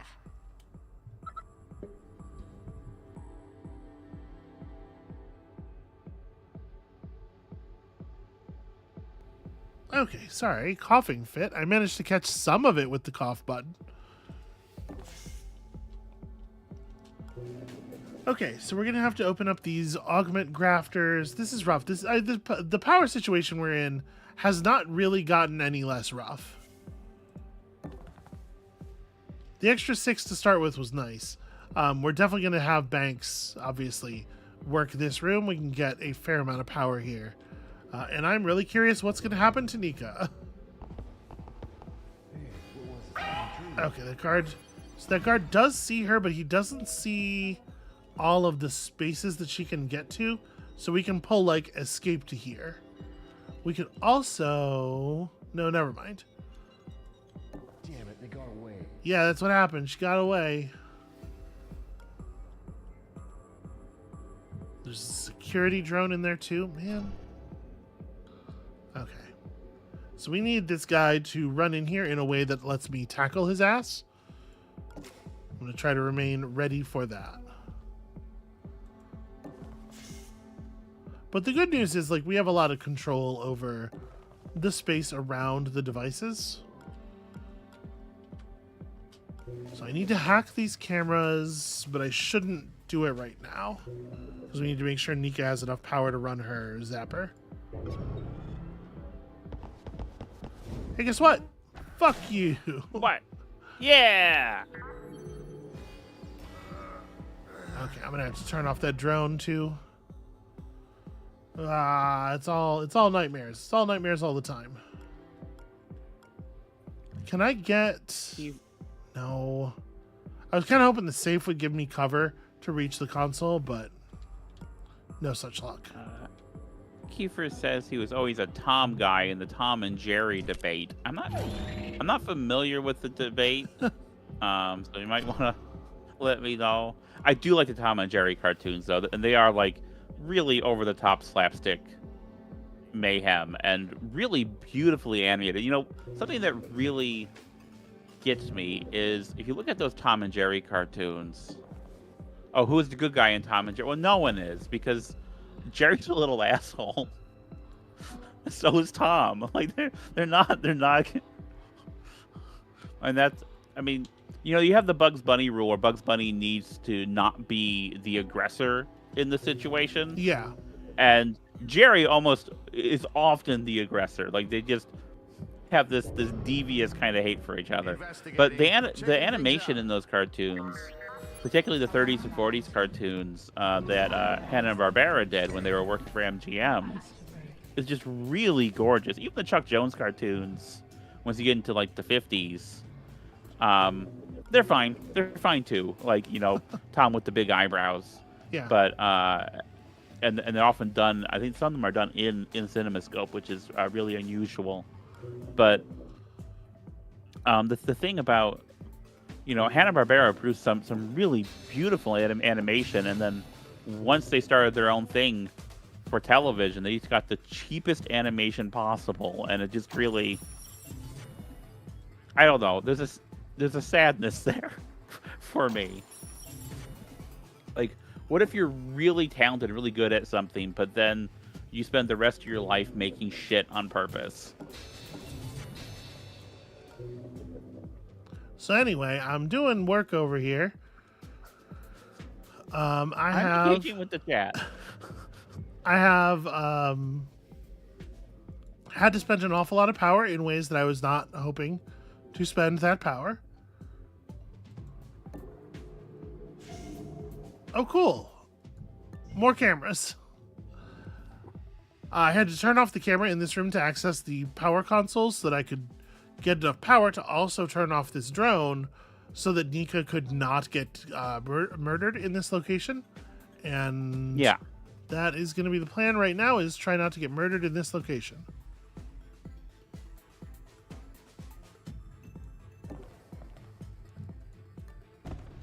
Let's close this door.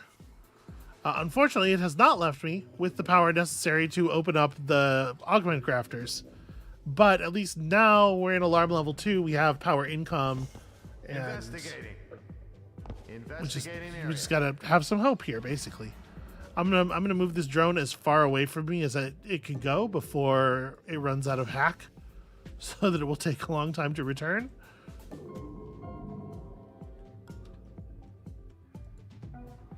I think we're pretty. I don't think the security guards are actually going to make it over here. I think they're going to lose interest before that happens.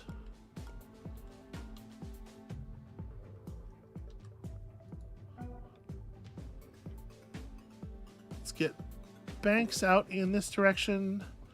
So with these things both having 3 firewalls, Dagger's off cooldown next turn. Dagger will be able to open one of them. And we'll see about that while we continue to worry about the databanks and everything. Looking around. Yeah, you can see what I mean. It's taken them a really long time to even get out of that room. Kiefer says it feels like the failures in this game do not cascade into failure the way they usually do in stealth games. I would like to attribute at least some of that to my play. I'm trying to be careful and smart. You're doing a really good job. We can absolutely, like, you can absolutely see situations where that would happen, right? Yeah. This item triggers when the agent uses an inventory item, reduce item cooldown by 1. That's pretty exciting. So we can install, for each of these things, we can either install an augment or we can increase the number of augment sockets that the agent has. I think the torque injectors are pretty good, but probably not on this guy in particular. I would actually like to get this on Banks. So we're not gonna have him do that. But Banks is nearby. We can run her down here. Can she make it in one turn if she sprints? She cannot. Okay. Well, then there's no reason to sprint. And then we'd like to get the other one open, but it's going to cost about 150 power, unfortunately, because it has 3 firewalls. So we have to run our expensive hacking program over it twice. All right, Nika's going to drag this dude all the way over here and access a power console. I believe 15 power is not sufficient. Yeah, it's going to be 8 and then 10 each. But you can go ahead and get augmented. Augment installed. All right. Mainframe devices. Oh no. Okay, Head office is catching on to us. that restarted some Several stuff. devices have been remotely rebooted. I hope we don't run out of power.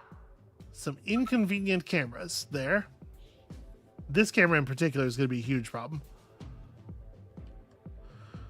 Well, I'll tell you, when the security level goes up again, we'll be in good shape here. Notice there's a vault door. We don't have a key card, but if you do get a vault key card, this is a kind of mission that can be very useful on. There's probably some really cool stuff in that vault.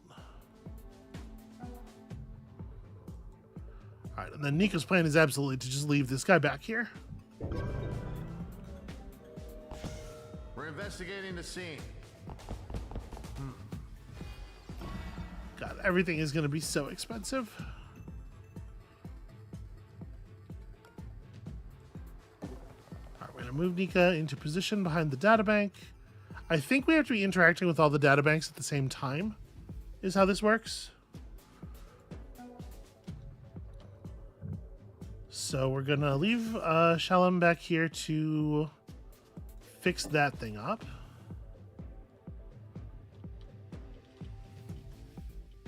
We're about to flip over to a new power level, so our power needs are going to reset. We're gonna have a flurry of capability and then be out of power again. Investigating area. Alarm level 3. Additional guard. Oh, that's a really bad position for the security elevator. Uh-oh. Yeah. Okay, so first things first. Get an eye on this. Cryptology brain chip. Sets the agent's hacking skill to 3. Cannot be upgraded. You know, honestly, not bad. Augment installed. His hacking skill was 0. Now it is 3. Let me run you up to here and close this door. I don't know what that security guard's going to do. Yeah, this guy, we are definitely going to just take him down.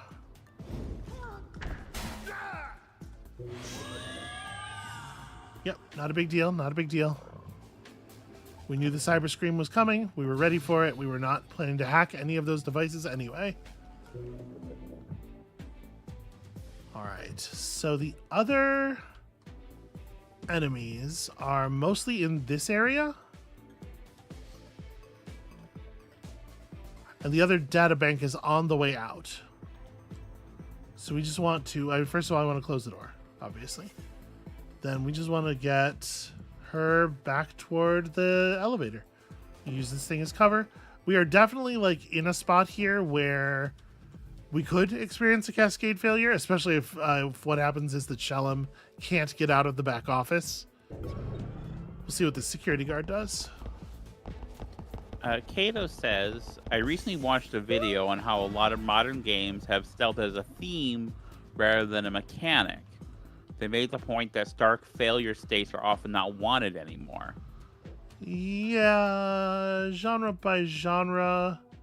I mean, like it's definitely less fun to be like, oh, I got seen, now I have to restart, than it is to be like, oh, I got seen, and now I'm in a new gameplay scenario where good play is still going to be rewarded, and I can still like. I'd much rather have oh no, a guard saw me in Dishonored 2 than oh no, a guard saw me in Dishonored 1 or Thief. Even Dishonored 1, like you at least have the ability to run away very effectively. I mean, the fun for me when I watch you play stealth games is the panic, is the things going wrong and trying to get your way out of the situation, you know. And I think, like, I don't think a flawless run would be fun to. You could appreciate the mastery, I guess, but it would not be fun to watch. Like, there was that game. What is the game? It's like a platformer with like the little toy people, and it's a horror game. You're talking. Yes, I do. You're talking like about a series of them. Little. Did you see that? This is like a console exclusive. Little Nightmares. Okay, 'cause we've watched some people play that on YouTube and whatnot, and the ones where like they do everything perfectly, like it doesn't communicate any of the charm of it, you know. Yeah, you don't really get the horror. And yeah, you really want to see things going wrong, and I think one issue I have with a lot of long plays, it seems to be more common with the long play format than the let's play format, is the thing where someone just does a perfect run. Because I want to see things go wrong. I want to see someone adapt. Yeah. All right. We're going to ambush this guy as he comes in hunting. We've managed to knock down a bunch of guards. We got to keep moving. Like, we got to keep moving. This guy just woke up, which is, like, pretty unfortunate. Kabong. I would say in my experience, Chad, I don't think permadeath is a recent thing. I certainly have played games going way back with permadeath, like into the 80s. Yeah, what Rogue was originally released in like 1983, right? Like, yeah.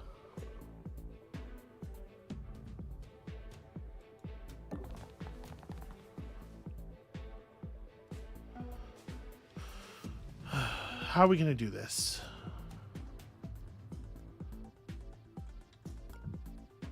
Judging from the position of the cone, this guard is like right here, right? Yeah.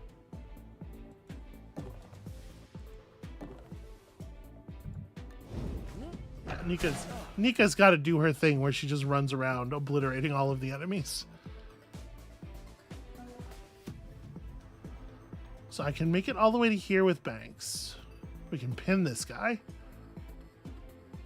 There are other guards. They're kind of incoming.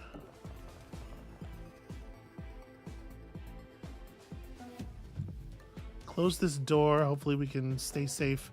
I'm going to try to get all these databanks hacked at the same time. And I think I want it to be Nika who stays back here, because she's the one who's most likely to be able to perform some kind of Olympian feat of escape and push through 15 guards to get to the exit, if need be.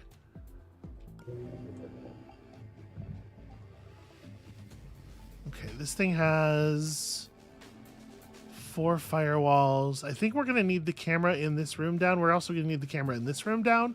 This is just, it's just ugly. It's just an ugly situation.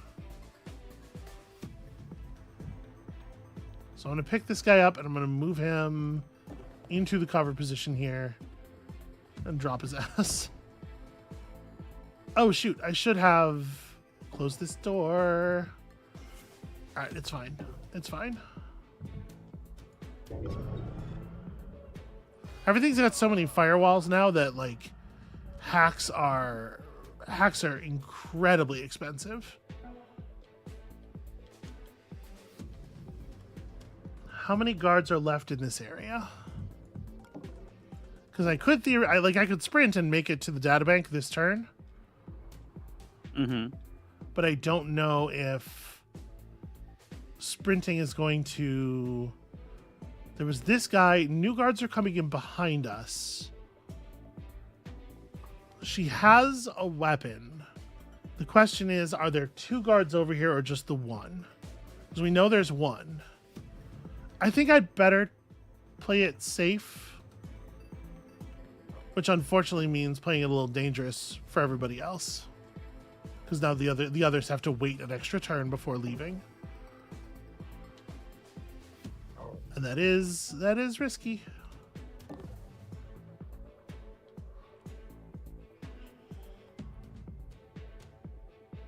Yeah, all right.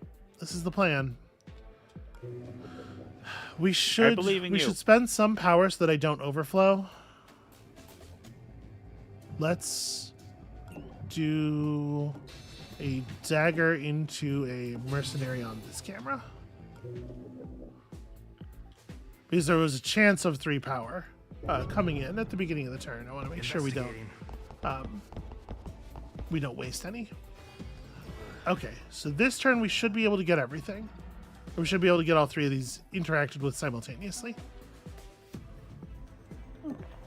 I have a question from the chat for you, and then oh, this one relocked. That's own. really annoying. Yeah. Question from the chat. How does this game compare to Transistor? They're not very similar games. I don't know exactly what to... Okay, I don't know about Transistor. Is that a Supergiant game? That is a Supergiant game. Transistor is sort of like a tactical combat. The way they compare is that they're totally different, is what I would say. Okay. The question from me is, do you find this turn-based stealth less stressful than something like Thief or like that game you like with the ghost pirates who are sneaky? The Sneaky Ghost Pirates game. The Sneaky Ghost Pirates game. Less stressful. I don't know. You know what? I don't know. I find it considerably stressful, is one thing I will say. Okay. I really wish she had a security card. I can't open this door with her. And that's challenging. What is this drone going to do?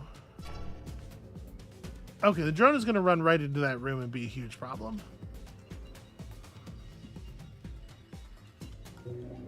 I can hack the drone. It'll cost 0 plus 2. And then this hack will cost 4 plus 6.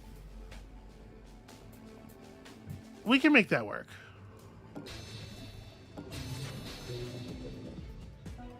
And I think once again, I just want to drive this drone off of the map. I just want to make it go as far away as possible. You saw how effective that was last time. Like it took a lot of turns for the thing to become active again. So Kiefer's asking, what are other stealth games? Metal Gear Solid is a stealth game. I used to Metal Gear Solid as a stealth game. Yeah, Metal Gear Solid is a stealth game. It's also like a collection of dumb cutscenes, but you know. Good. That's all of them. Got it. Grab that disk of recovered data.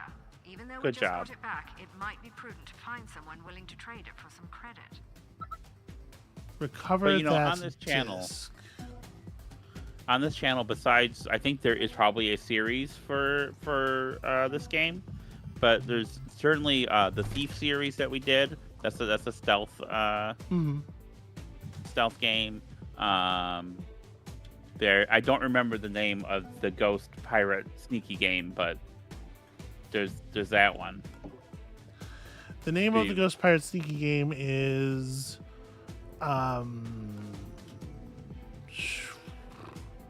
Shadow Gambit. Shadow Gambit. Yes, thank you. Yeah, and there's and that studio's done a few real-time stealth kind of games. I'm just starting this, dude. We're getting out of here. Couple AM. Yeah, so there are a bunch of stealth games out there. So it depends on what you mean by stealth, because there's a bunch of different little subgenres of stealth, and different people are looking for different things from their stealth game. Yeah. Ash Wolf says one game I would be interested in seeing either you play would be Graveyard Keeper. It's really fun and has loads to do. I'm not familiar with that one, but this is me reading comments from the chat. It's part of my job. I've had a look at Graveyard Keeper. It does seem a little bit like I thought it looked neat. Now, is that a game where you are keeping a graveyard, or is it like a Cemetery Man situation? You are keeping a graveyard, yeah. Okay. Do the people in the chat know what a Cemetery Man situation is? How common is that knowledge? So Cemetery Man is a Italian horror film starring Rupert Everett, where he has to... He's the cemetery man. He works in the cemetery, and his job is to kill the zombies as they rise up. I remember being a pretty alright film, but maybe look at some content warnings before you engage with it if you want to engage with it, because there's certainly some stuff that can be read as problematic or triggering. It's extremely horny for its concept. It's extremely horny in often non-consensual ways. Yep, but that's a good gentle way of putting that. It's also like trying to. I think an argument has been made that is trying to interrogate some of those attitudes and whether or not you're there for that. Your mileage may vary. So it's not something I'm going to unequivocally recommend. But I'll say it's a thing that exists, and the idea there are zombies, and his job as the graveyard keeper is to also kill the zombies. Okay, we're totally going to talk about stealth games in a second. I do want to share the knowledge that I have, but I do want to say there's going to be a story here. So let's give the game some room. Can have side effects that can shorten your lifespan. In this case, I'd say the side effects of not having augments would be far more dangerous. Oh, snap! Is that a snap? I don't know if that's a... Alright, so we did interact with literally every guard on the map. Not usually the way you want to do things. But we managed to make 1,200 credits while also gaining 2 pretty decent augments there. I think overall that was a good increase in power. It was extremely stressful and we almost died, but we got there. This is one thing I think this game's really good at, creating these situations where you almost die a lot. There's a lot of near misses in a game of Invisible Ink, which is exciting. All right, we're going to some free hacking is pretty cool. She's tackling people all the time. Extra knockout time on her tackle, I think, is a really good idea. And then maybe we bank some money for buying stuff. Power reserve critical. Personality wave collapse imminent. Monster, tell me some good news. The signal still isn't resolving. I didn't want to have to do this, but I may know where we can buy you a reprieve. I trust you're not holding out on us. Derek, you know the gravity of our situation. Of course I do, but you can't expect me to lead with the business suicide option every time one of my friends gets into trouble. If I betray a client's confidence, it will take me years to rebuild my credibility. If you were anyone else, I wouldn't even consider this. And I appreciate it greatly. We'll do our best to compensate you if we get through this alive. Indeed you shall. One of my regular clients is a senior corporate researcher, works on real hush-hush stuff. Rumor is she's building a high-capacity quantum reservoir. They're looking to use it as a life raft for holograph psyches. Apparently the CEO is afraid of dying and wanted a plan B. It has enough resolution to hold an entire human mind in stasis for 100 years. It should be able to hold your AI in active state for at least a couple of hours between charges, give or take. It's a long shot, but we have no other leads. Plotting a course now. I'll meet you there. If I'm going to lose all my credibility on this operation, I want to see it in person. So yeah, now you get this little sort of bottleneck mission at security level 5 with Monster as an additional agent, and he's got cool powers and stuff. And then doing this attacks a little bit more time onto the hours remaining clocks. You get a couple more missions in, and then you get the proper end game. We're not going to jump into that here. I'm going to go ahead and get the gas cave back up. Retreat back to safety, because first of all, there's conversations going on, and this would be a part of the game where I get we really got to pay attention to the plot and stuff, and I want to be part of the conversations. Secondly, we wanted to show some Streets of Rage, so Yeah. let me transition out of stealth mode and into rage mode. The police will never help you. You can only trust your fists. You know, I was basically giving what I knew of stealth games from what you've shown me, and you've seen so much more. Yeah. You have seen C-beams off the shoulder of Orion. Ships burning off the Tannhauser Gate. Yeah, so there's a bunch of different, what you want from a stealth game is going to depend a lot on sort of a combination of your familiarity, and there's all these different subgenres, right? Because you get your action stealth games, which is a little bit more of a Metal Gear Solid or Styx, the Styx games, or that's his name, right? Styx, the little goblin. Do I know that one? I don't know. Or to some extent, maybe even Hitman is kind of action stealth. In Hitman, you're not supposed to be getting into combat, and the systems are not super designed for combat. So you do a lot of combat when you play the game. Hold on, you do a lot of combat when you play the game. I am flawless, and I never get into fights with anybody. All right, I'm maneuvering. I'm maneuvering here. And then you have your turn, your tactical stealth is what I would call what we were just doing. Okay. Are you sharing that with the?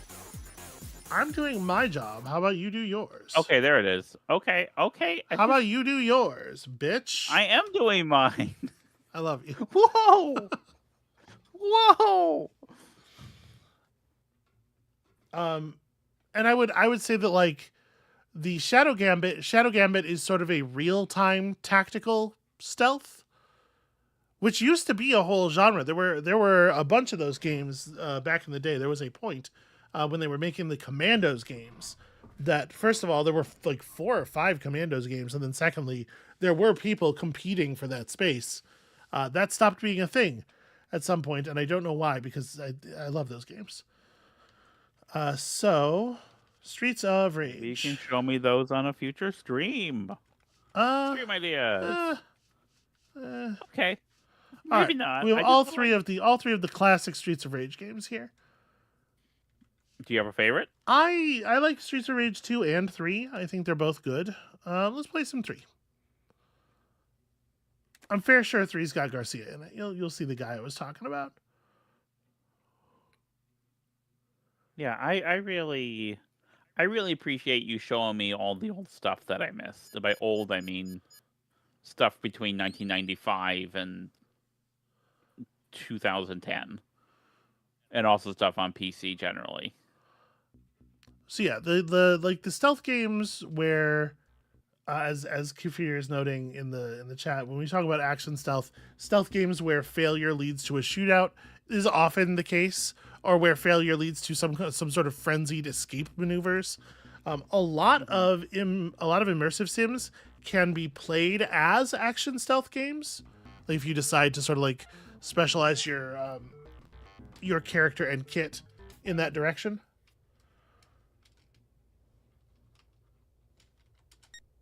Why did I hit 2? What am I doing? I'm just pressing buttons over here. How do I back? Hold on. I'm gonna reset. Escape? I'm gonna reset the game because I'm a big idiot. That's how you escape. That's how you. I want to reset the cart. Nope, that's quick load and quick save.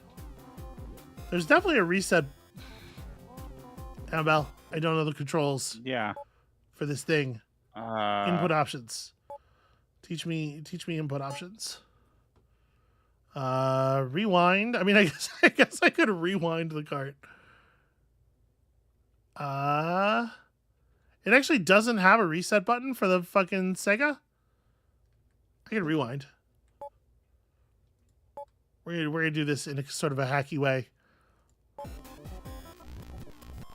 Back to the menu we go. Yeah, so like ImSims can kind of give you a stealth experience, and most of them have that like really built in. Like the stealth is a big part of the game. It's definitely a thing they planned for. Wow, I was on the screen for a long time. Okay, there we go. Nope. There we go. Streets of Rage, yeah. I like Skate. Skate's got some cool abilities. Oh no, a bomb. The game opens with you seeing a bomb count down to 3, and then your character being like, "Ooh, we saved the day. We stopped the bomb." Off camera, that happened. Yes, we're lucky we found the bomb. All right, enough of this. Enough of this. Less talking, more Streets of Raging.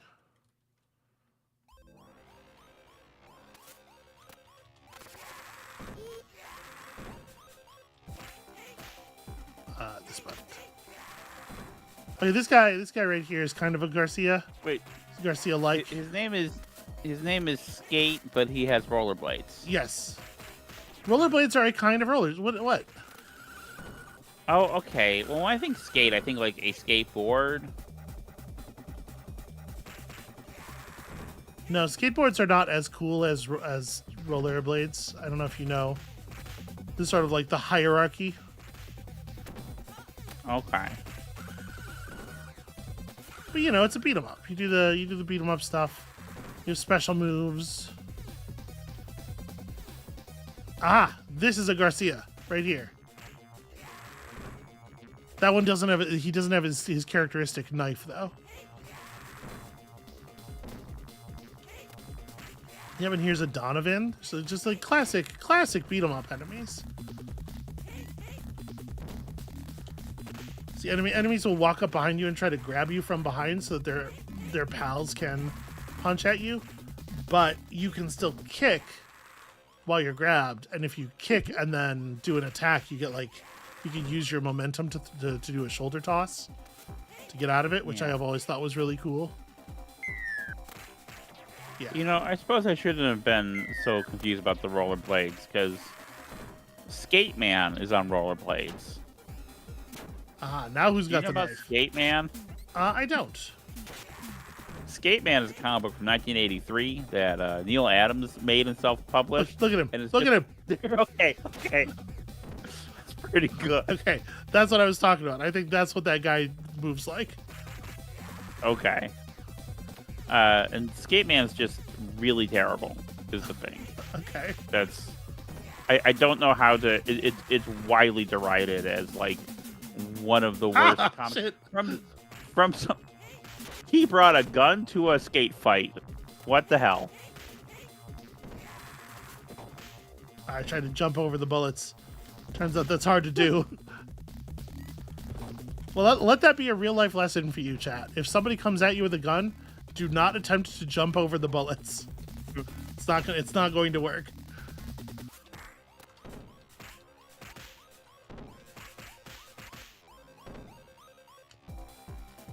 These guys are like sub bosses because they're the only people who had the wherewithal to show up with a real weapon. Kato, it's true. We cannot stop you from trying. I think the physics will stop you from succeeding. Hey, I'm not the boss of you. To be clear, I'm not giving anyone commands here. That's my job. Like and subscribe. Click the bell. I'm offering what I think of as helpful tips Helpful tips for survival. So these big enemies, the fat enemies, they're too fat to throw. All right. I don't know if that's true with every character, I guess.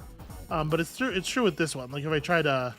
Well, this is a child. Yeah, this is a child. This is a literal child. Like my guess is, it's like if you try to do a throw that involves picking them up, I guess actually Skate really doesn't throw anybody like that. I might not be able to even show you with Skate, but some of the other characters have throws that actually involve picking the enemies up, and you fail to pick up the Dwight. Although I don't know, like Zan, who is a new character for this game, his whole thing is that he has big robotic arms, so he might be able to.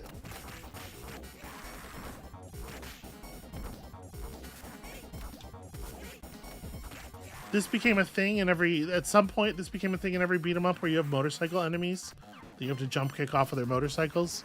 Do you remember why this happened? Was it because of the Batman Returns game? You know, I don't really. Here's the thing: I don't enjoy beat 'em ups, so most don't of really them have suck pretty bad, if we're honest. I don't have a good sense of like the genre and where things came. I know there's one. I want to say Fatal. No. What's the one with the guy who's the mayor who beats people up? Why am I blanking the name of that? It's like the famous beat 'em up. Yeah, is that Fatal? Final Fight? Final Fight. It's like Fatal Fury is a different thing for sure.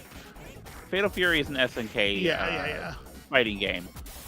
Yeah, so I believe Final Fight was the game that introduced, first of all, like the beat 'em up genre broadly, but also specifically like the you can pick up weapons thing.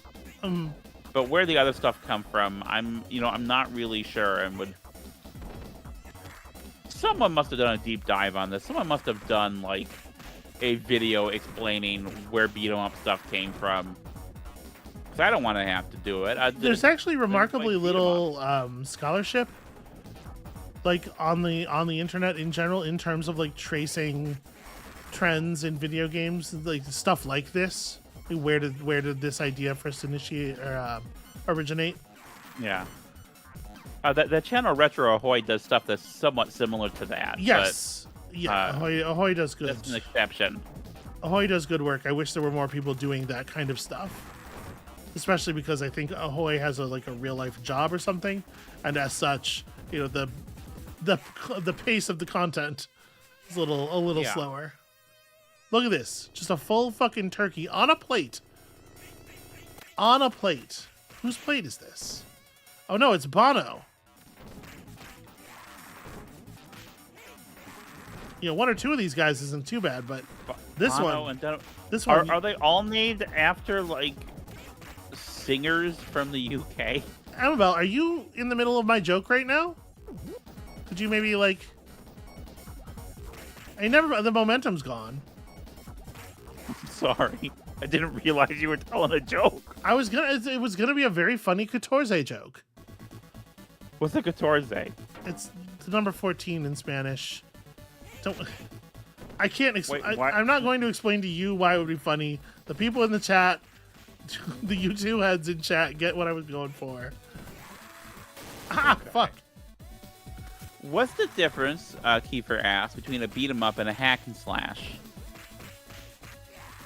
What you're looking at right now is a beat 'em up. A hack and slash, I don't think is the name of a mechanical genre so much as like a thematic idea. Right? I don't think there's a particular. Golden Axe. Golden Axe is a beat 'em up. Yeah. Yeah. Okay. You could call a lot of different things a hack and slash. I think it just sort of hack and slash is like an attitude toward combat, where it's like the combat's going to be taken pretty lightly. It's going to be frequent. It's going to be there's a little bit of a beer and pretzels kind of idea, Yeah. So my friend Dr. Wikipedia. If a game is hack and slash, it is not like thinking hard about its combat mechanics. It's like go fast and feel good. My friend Wikipedia, Dr. Wikipedia, says it's hack slash is a subgenre of beat 'em up games that emphasize combat with melee-based weapons. Yeah. I think with a beat 'em up, you're only getting weapons some of the time, but a hack and slash you Well, always have. that's not really the weapons are not the thing that makes it a hack and slash. Although you do generally have weapons in a hack and slash. Oh shit, she was actually like a legitimately difficult boss. I believe the last time that you played Streets of Rage 3, This is on Zan this with channel. the robot hands. this boss was the problem. This boss is a problem. That's how that works. Check that out. I got Electro Hand. I gotta get off of the line with him when he goes down and not be there. You know what I do like about like Golden Axe is sometimes you get to ride an animal, a cool fucking animal. Yeah, that's pretty cool. You don't get to ride cool animals in Streets of Rage. There's one part where you get to fight a kangaroo. That's Okay. similar. No, so the deal is there's like a deeply evil circus clown, and he comes at you with him and his pet kangaroo, who he's whipping all throughout the battle to give it stat ups. And if you defeat the clown without defeating the kangaroo runs off.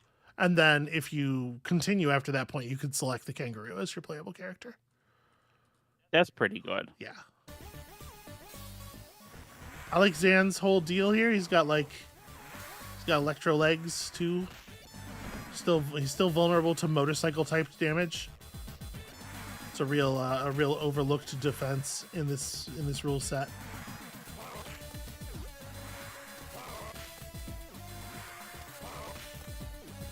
This guy's name is Wings. Because he's a motorcycle guy. Yeah, no, that makes sense.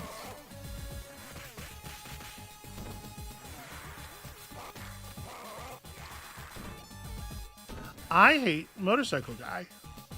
This is a really boring way to fight. Just grinds the whole game to a halt every time Wings shows up. Here you have Scarab. You can tell Scarab is a scary gang member because Mohawk. Yep. I remember when I had a mohawk. That was a regrettable decision. It seems like care is a problem, right? Like it seems like it'd be a real pain in the ass to take care of it. It was trouble. You know what I wish would happen in the Tekken? What's that? I wish they'd bring Roger back. Yeah. Yeah, I would love bring back Roger. Probzik, yeah, this is the wrong day. I have plans for this weekend, so I won't be here tomorrow. So we're doing it a day early. Anyway, I don't know how much more Streets of Rage people need to see. This is what those games look like. Yeah, They're gritty. I They're assume- gritty street fight games. Sometimes and you're I a robot. assume they or look whatever. better. I assume they look better, the arcade versions, than the Genesis. I version. don't think there are. Okay, here's the cloud. I don't know if there are arcade versions of Streets of Rage. Are there? Oh well, maybe not. Hang on, let me. I think Streets of Rage was a legitimately console only. Yeah. Yeah, Final Fight definitely has arcade versions, but I'm trying hard not to fuck up this Kangaroo's day. We love you, Rue. No. No, you're absolutely right. Yeah. Okay. I mean, it looks pretty good for a Genesis game, and I say this. Clown's name is Bruce. I just realized. It's not much of a clown name. I do like the way this implementation is set up so that the screen's a little. What is the word I'm looking for? Grody. No, I mean a little grody, but there's a curvature to the screen. Okay. That's it's a nice effect. It's like it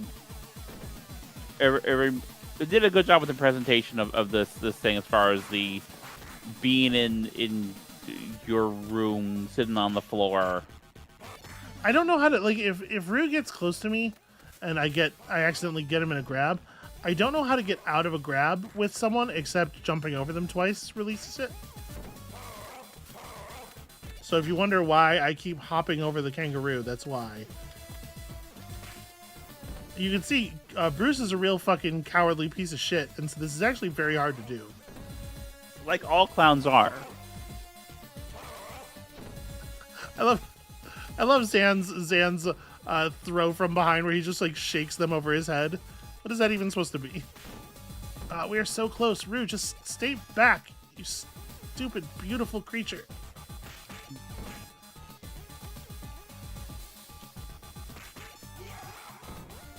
And Rue's like, thanks, bro.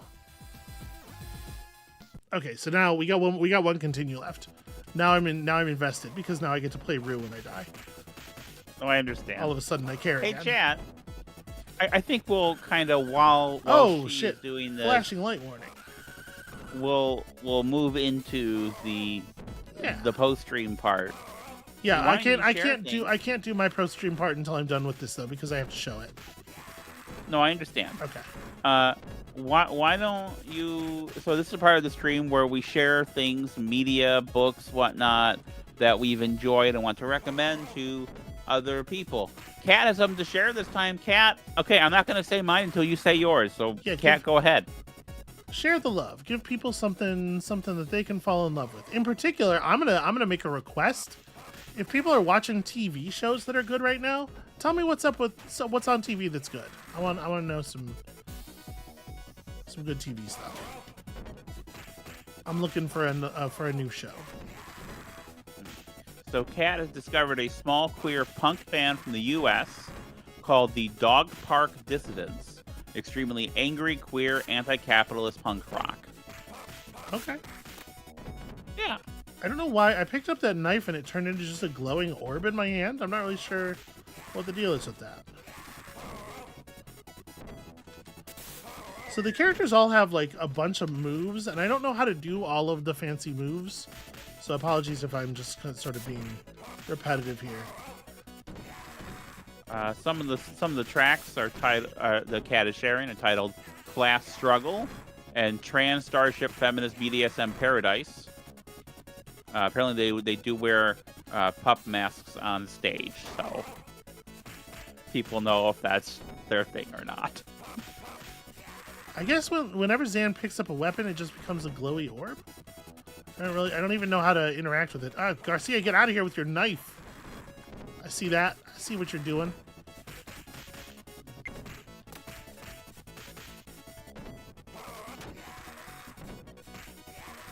Krobzik says, I was watching the latest Against the Storm episodes here on the channel. Yeah. And it was such a roller coaster.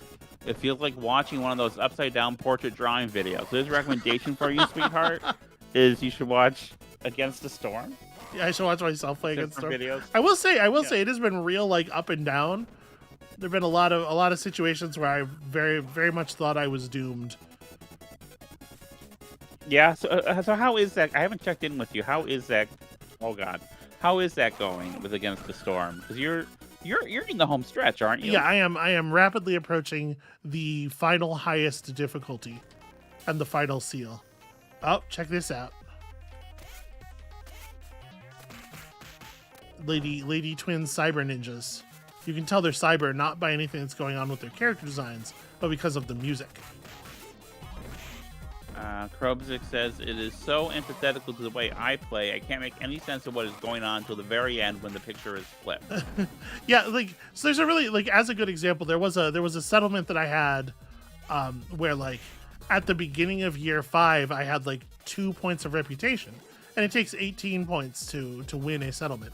Check it out, y'all. The kangaroo is here! Yay! Yeah! And then I managed to put it all together before the end of the next year. It was like I earned like 95% of my reputation in a period of like a couple of months. And to be perfectly honest with you, it's not a strategy. I don't know how I'm doing it. I'm getting my ass handed to me though. Spinning. I'm not good at this game, by the way, in case that was unclear. Kato says, my girlfriend and I have been watching the new season of Invincible, and it's fantastic. I haven't seen Invincible yet, though I did read, I don't know, like the first 100 issues of the comic book. Oh, look at their cool Animation looks teamwork good. moves. Tiro says, after a long break, we got back into playing Dwarf Fortress. That's been something of a trip. Yeah, at some point I need to just fucking crack the seal on that, but I don't. I feel like I need to find a time. I need to find, like, we gotta make time, right? That's not a thing you get into a little bit. Yeah. Wow, their throw deals so much damage. So I've been I have a movie to recommend that we saw. Yeah.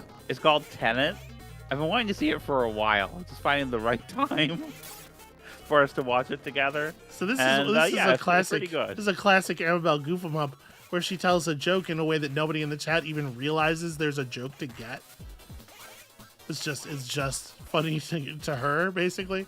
Because the deal is, I have been trying to get Amabel to sit down and watch Tenet with me for months. And last night she was finally like, "Yeah, fucking okay, let's do it."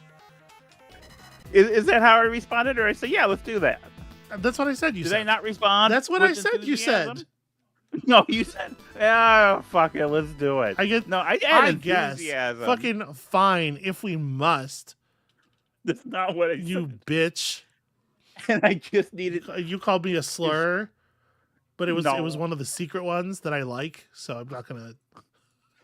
Isn't that all of them? So it's like the film's like 2.5 hours long, and we needed a 2.5 hour stretch where we would both be alert and able to engage. And that is different... because of my neurological difficulties and stuff. That is like a real problem sometimes.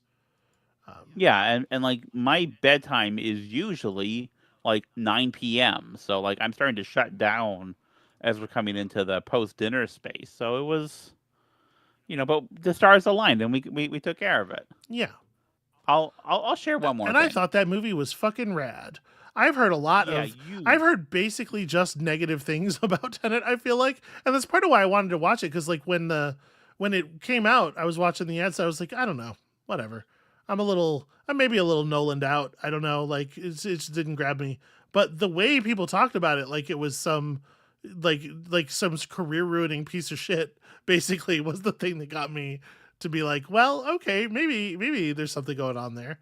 And first of all, it's not confusing, and secondly, it was good. So I don't know, I liked it. Yeah. So I have one more film to recommend. Yeah. That's Mabel's Blunder from 1914. Written and directed by Mabel Normand. It's great. It has some gender stuff. There's like some cross-dressing and love triangles, and it's a fun 13-minute film that the Library of Congress says is culturally significant. We all know the Library of Congress is an unalloyed good. Yep, flawless stuff.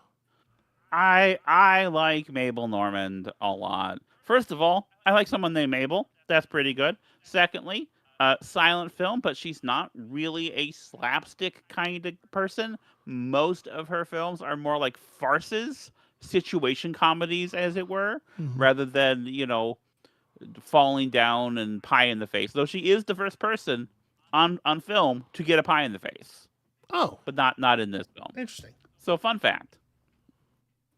Why don't you share something? Let me see what else. Yeah, I'm ready for my thing. If you wanna, now that we've you do your thing, then we'll go ahead to the chat. Okay. So my thing is, I got into this Japanese skateboarding TV show thanks to the magic of YouTube. There's not a lot of episodes of it yet, but it's very like, if you've ever seen Ninja Warrior, you kind of know it's like that, but of skateboarding. And so I don't know like how fucking kosher this is. I'm just gonna show a little bit of it because they're currently streaming. There were only 4 episodes of it up on YouTube until last night when they started broadcasting episodes 5 and 6. Like I guess it's pretty new on Japanese television. So I'm just gonna fucking put it on the screen. Is my plan. I mean, most of the people that we see doing streaming just put stuff on the screen, so I think it's okay. It's other people's content, whatever. Fuck it. So yeah, this is it's called Caso. You can see the YouTube channel is Caso. They just have the full first 4 episodes, and I guess probably at this point also episodes 5 and 6 up. And it's just like a Ninja Warrior. It's a Sasuke, but of skateboarding. The first couple episodes, it's a little bit smaller scale, and it's just like Japanese skaters, but after that, they start bringing in international competitors, and it very much has the vibe of a Sasuke. But yeah, I think this is rad as hell. I absolutely love it. I don't know how much people are into skateboarding anymore. But yeah, it's called Kasso, Kasso, and it's Japanese skateboarding show. This is something I really love about the internet, and I would like YouTube specifically, honestly, because we talk a lot of shit about YouTube as a platform sometimes, despite the fact that I am dependent on it for my livelihood. But like discoverability is really something, and like being able to get a hold of things from other places in the world, and yeah. I remember not too long ago, by which I mean like a couple years ago, when we stumbled upon like the International Tag Championships. I didn't know that was a thing. Oh yeah. What's it called? World Tag something. World Chase Tag. Yeah, I think is what they call it. World Chase Tag. It was like, okay, people just take the game of tag very seriously. This is cool. Yeah, that's fucked up. Let me see if I can find some of that. Okay. Actually, I will not do it live on the thing. Yeah, okay. Let's talk about fucking League of Pigs too. Hold on, we're gonna just talk about weird stuff that we love on YouTube. Let me find this in a tab on the other screen, and y'all can keep watching the skateboarding. That last jump there seems tall. Yes, wow. It seems like a high jump. That's a tall. There's a new Jacob Geller video. Oh, cool. Well, now that's interesting. Shout out to Jacob Geller.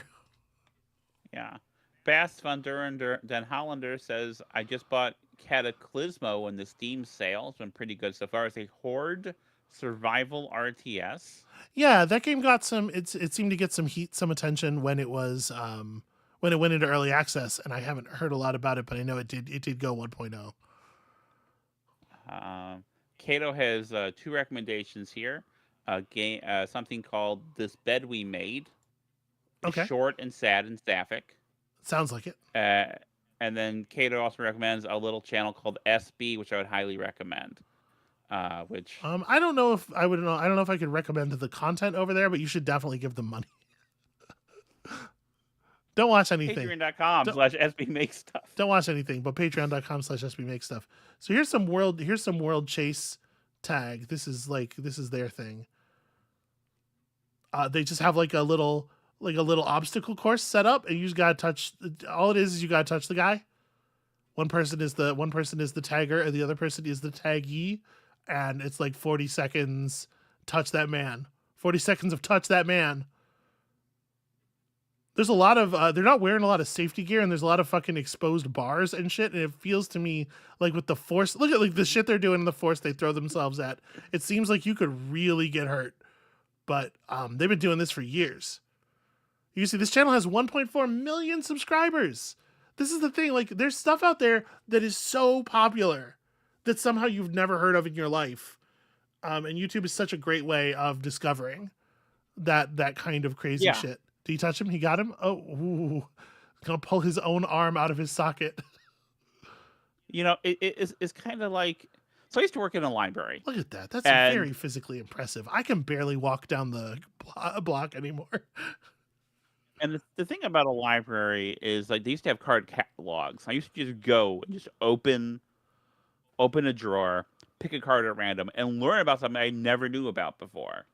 And I feel like in a lot of ways, we've searching for things deliberately. We've lost that ability to just come across a thing. And I do appreciate, like, I hate, the algorithm because it's inscrutable, but I do like that we just found this stuff. I think the discoverability is really cool. Well, so like there's two different paradigms of looking for things, right? There's search and there's browse. Okay. And the internet used to be very search based, and the companies and the algorithms are pushing hard and have been pushing hard for about 30 years to make it browse based instead, right? They want you not to type things into the bar on YouTube, but to go to the front page of YouTube and be like, what is the stuff that has been placed before me today? And I like the browse paradigm is good. I think both of them should exist. You need both of them to find really cool stuff. And I like Casso was a browse victory, right? It was just the TV offered us. It was just like, hey, what about this? Sometimes we find cool stuff with search, but YouTube is still doing good things with browse. It's just that YouTube is also doing tremendous evil. And they don't care to separate the two, and that's why there's still so much evil happening. League of Pigs. Hey, Amabel. This is. Do you want to talk about League of Pigs a little bit?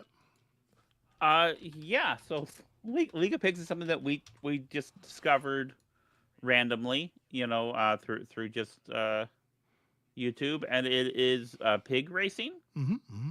I'm waiting for it to come up on my screen so I can lend, but it's not there yet. Here's some League of Pigs. So, yeah. Let's fast forward a little bit. Here's some adorable fucking pigs. Yeah, it is very. It's very charming. It's very the commentary lends a lot to it. I don't know that I want to. The soul life of a pig. Yeah, back and it's surprisingly slick in its generations production. ago. I feel like. Admittedly, I acknowledge that the white and red chicane my boards, favorite, along with my the favorite machine... pig is Pepper. Pepper loses frequently. Does not really seem to care that there's a race going on, because so once they get to like a race part, yes, I think they do little interstitials. They do like a bunch of races, and then a little like, here's the pigs hanging out in the area. And look, here we go. Here are the pigs, and like they must have multiple camera setups because like they really yeah, the production's gotten really slick over the years. Yeah. This is one from about a year ago. You can see like the channel doesn't have a huge number of subscribers, but a lot of the videos have millions of views. Yeah. And they got a pretty they're also on Patreon. Yeah, Pepper's last though. Pepper always comes in last, but there's food at the end, so they are going, to try to get there to get the food first. That's how you're motivated. And then sometimes they don't have the food there, and the pigs are very cross when that happens, and that's fun. There's a lot of genuine love for the animals, I think, that comes through in the interstitials and in the commentary. Yeah, let me jump forward to another one of the tracks here, just so you can kind of see the difference. Because they have built a variety of obstacle courses with different things. Hey, look, Pepper was last. Weird. No, so it's Pepper Sanchez. They all have kind of. I'm not sure about the naming conventions of the pigs. The one thing that's maybe the tiniest bit regrettable is Pepper is a kind of pig that's from Mexico, and so Pepper Sanchez. And then when they do the merch, like Pepper has a sombrero on in some of the representations, and it's like, I don't know, that's not like, it's not bad, but it's like a little bit like, did you have to though?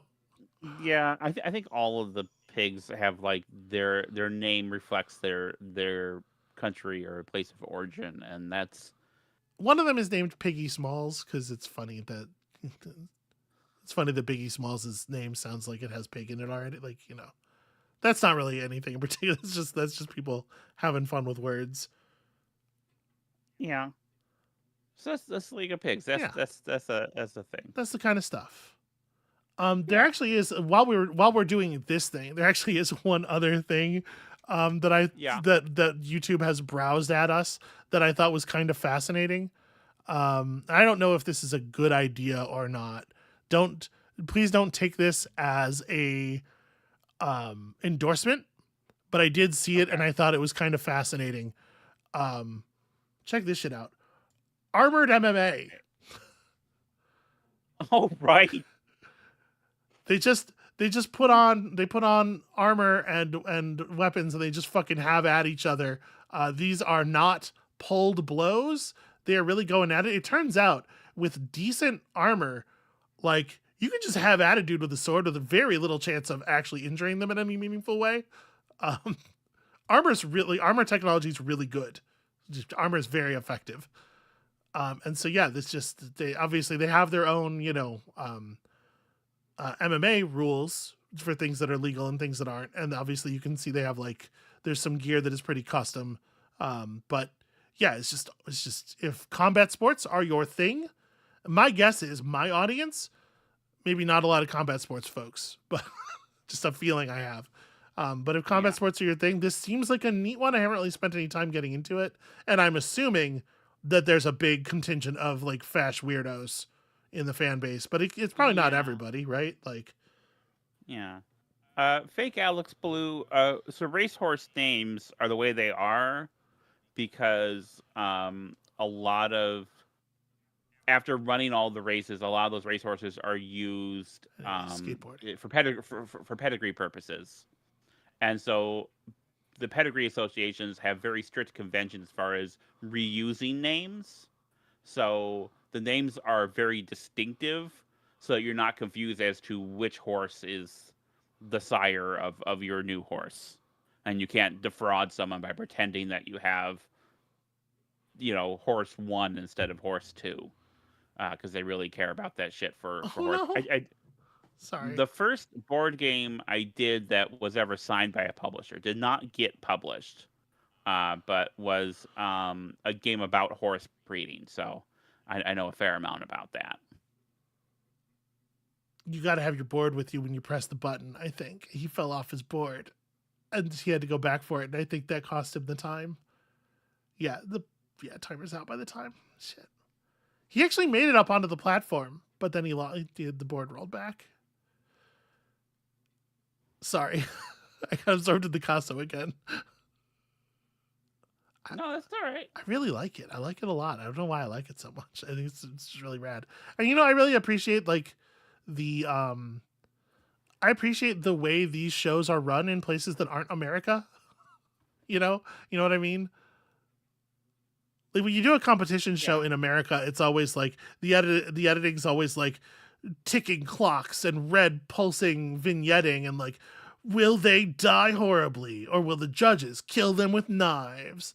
And all the competitors are the fucking interviews are cut apart to make it seem like everybody hates everybody. And then you watch this thing that's from Japan or the Great British Baking Show or whatever. And it's just oh yeah, we all love each other. We're trading tips. Everybody's cheering for everybody. And it's did you see even in that run, when I switched back over, the guy stumbled on his skateboard and all the announcers are no, just keep going. You can do it. Just get back on there. It's everybody wants everybody to succeed and they're all working together and it's just nice. Yeah. Yeah. I don't know. I have feelings about America lately. I don't know if that's I'm probably the only one, right? Yeah. No, you're alone in that, sweetheart. Yeah, the Fake Alex Blue, I don't mean the overproduction necessarily. I think this is pretty overproduced, honestly. How many different colored lights they have. But the hostility. Specifically, I mean the hostility and the stress and the emphasizing the all the negative aspects of it. As opposed to being cool and chill and happy with each other. When Mason Silva crosses the thing, everybody cheers instead of being that motherfucker, he's gunning for my prize.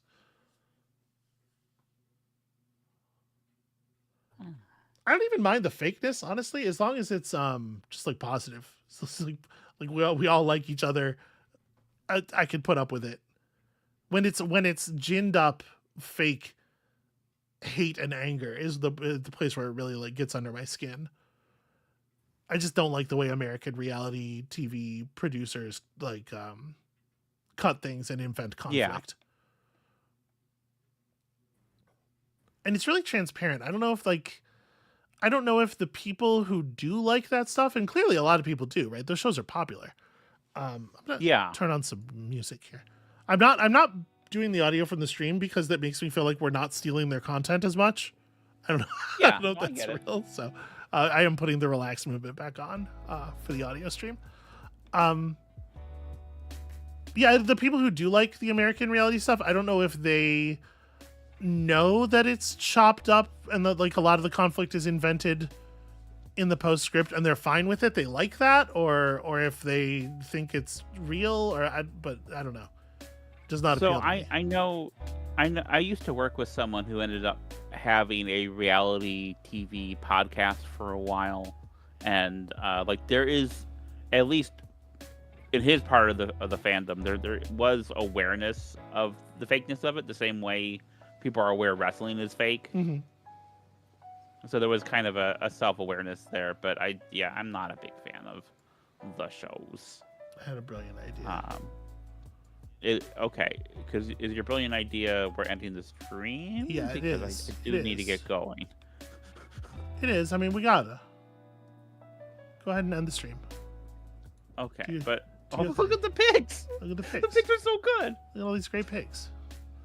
Oh, we just take this and we'll put it like over here. It's hard to adjust the corners of these windows. Why everything has small, like tiny rounded corners?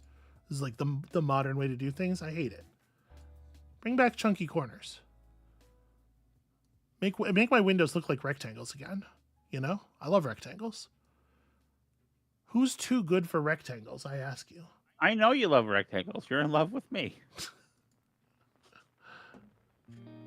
That's a joke for the fellow trans women in the audience. The pigs are visible. And then my Caso's gone. Hold on, where's Caso? There we go. We tile him like this. And now you can kind of see all of it. Kinda. It's brilliant. This is the magic of the internet right here. Yeah. We did it, Amabel. It's the best stream anyone's ever hosted. Yeah. Anyway, that's going to be it for us for today. Thank you all so much for watching. The gamut of human expression contained right here. Yeah. We played Streets of Rage, and then all of this happened. That's going to be it for us for the weekend. Next week's stream back at the regular time and date, I think, as far as we know. I think so, yeah. Yeah, there's more stuff coming. I'm gonna release more videos later today probably. So we have a bunch of stuff in the can. I just need to do a couple more recordings. Yeah, I hope y'all have a good what's left of your weekend. Enjoy the things that you can enjoy, because there's lots of shitty stuff happening in the world right now, but you do not have to let it be the only thing that's happening to you. That's me speaking from the depths of my anxiety, my generalized anxiety disorder. For all y'all. So thanks for showing up, thanks for hanging out, and peace.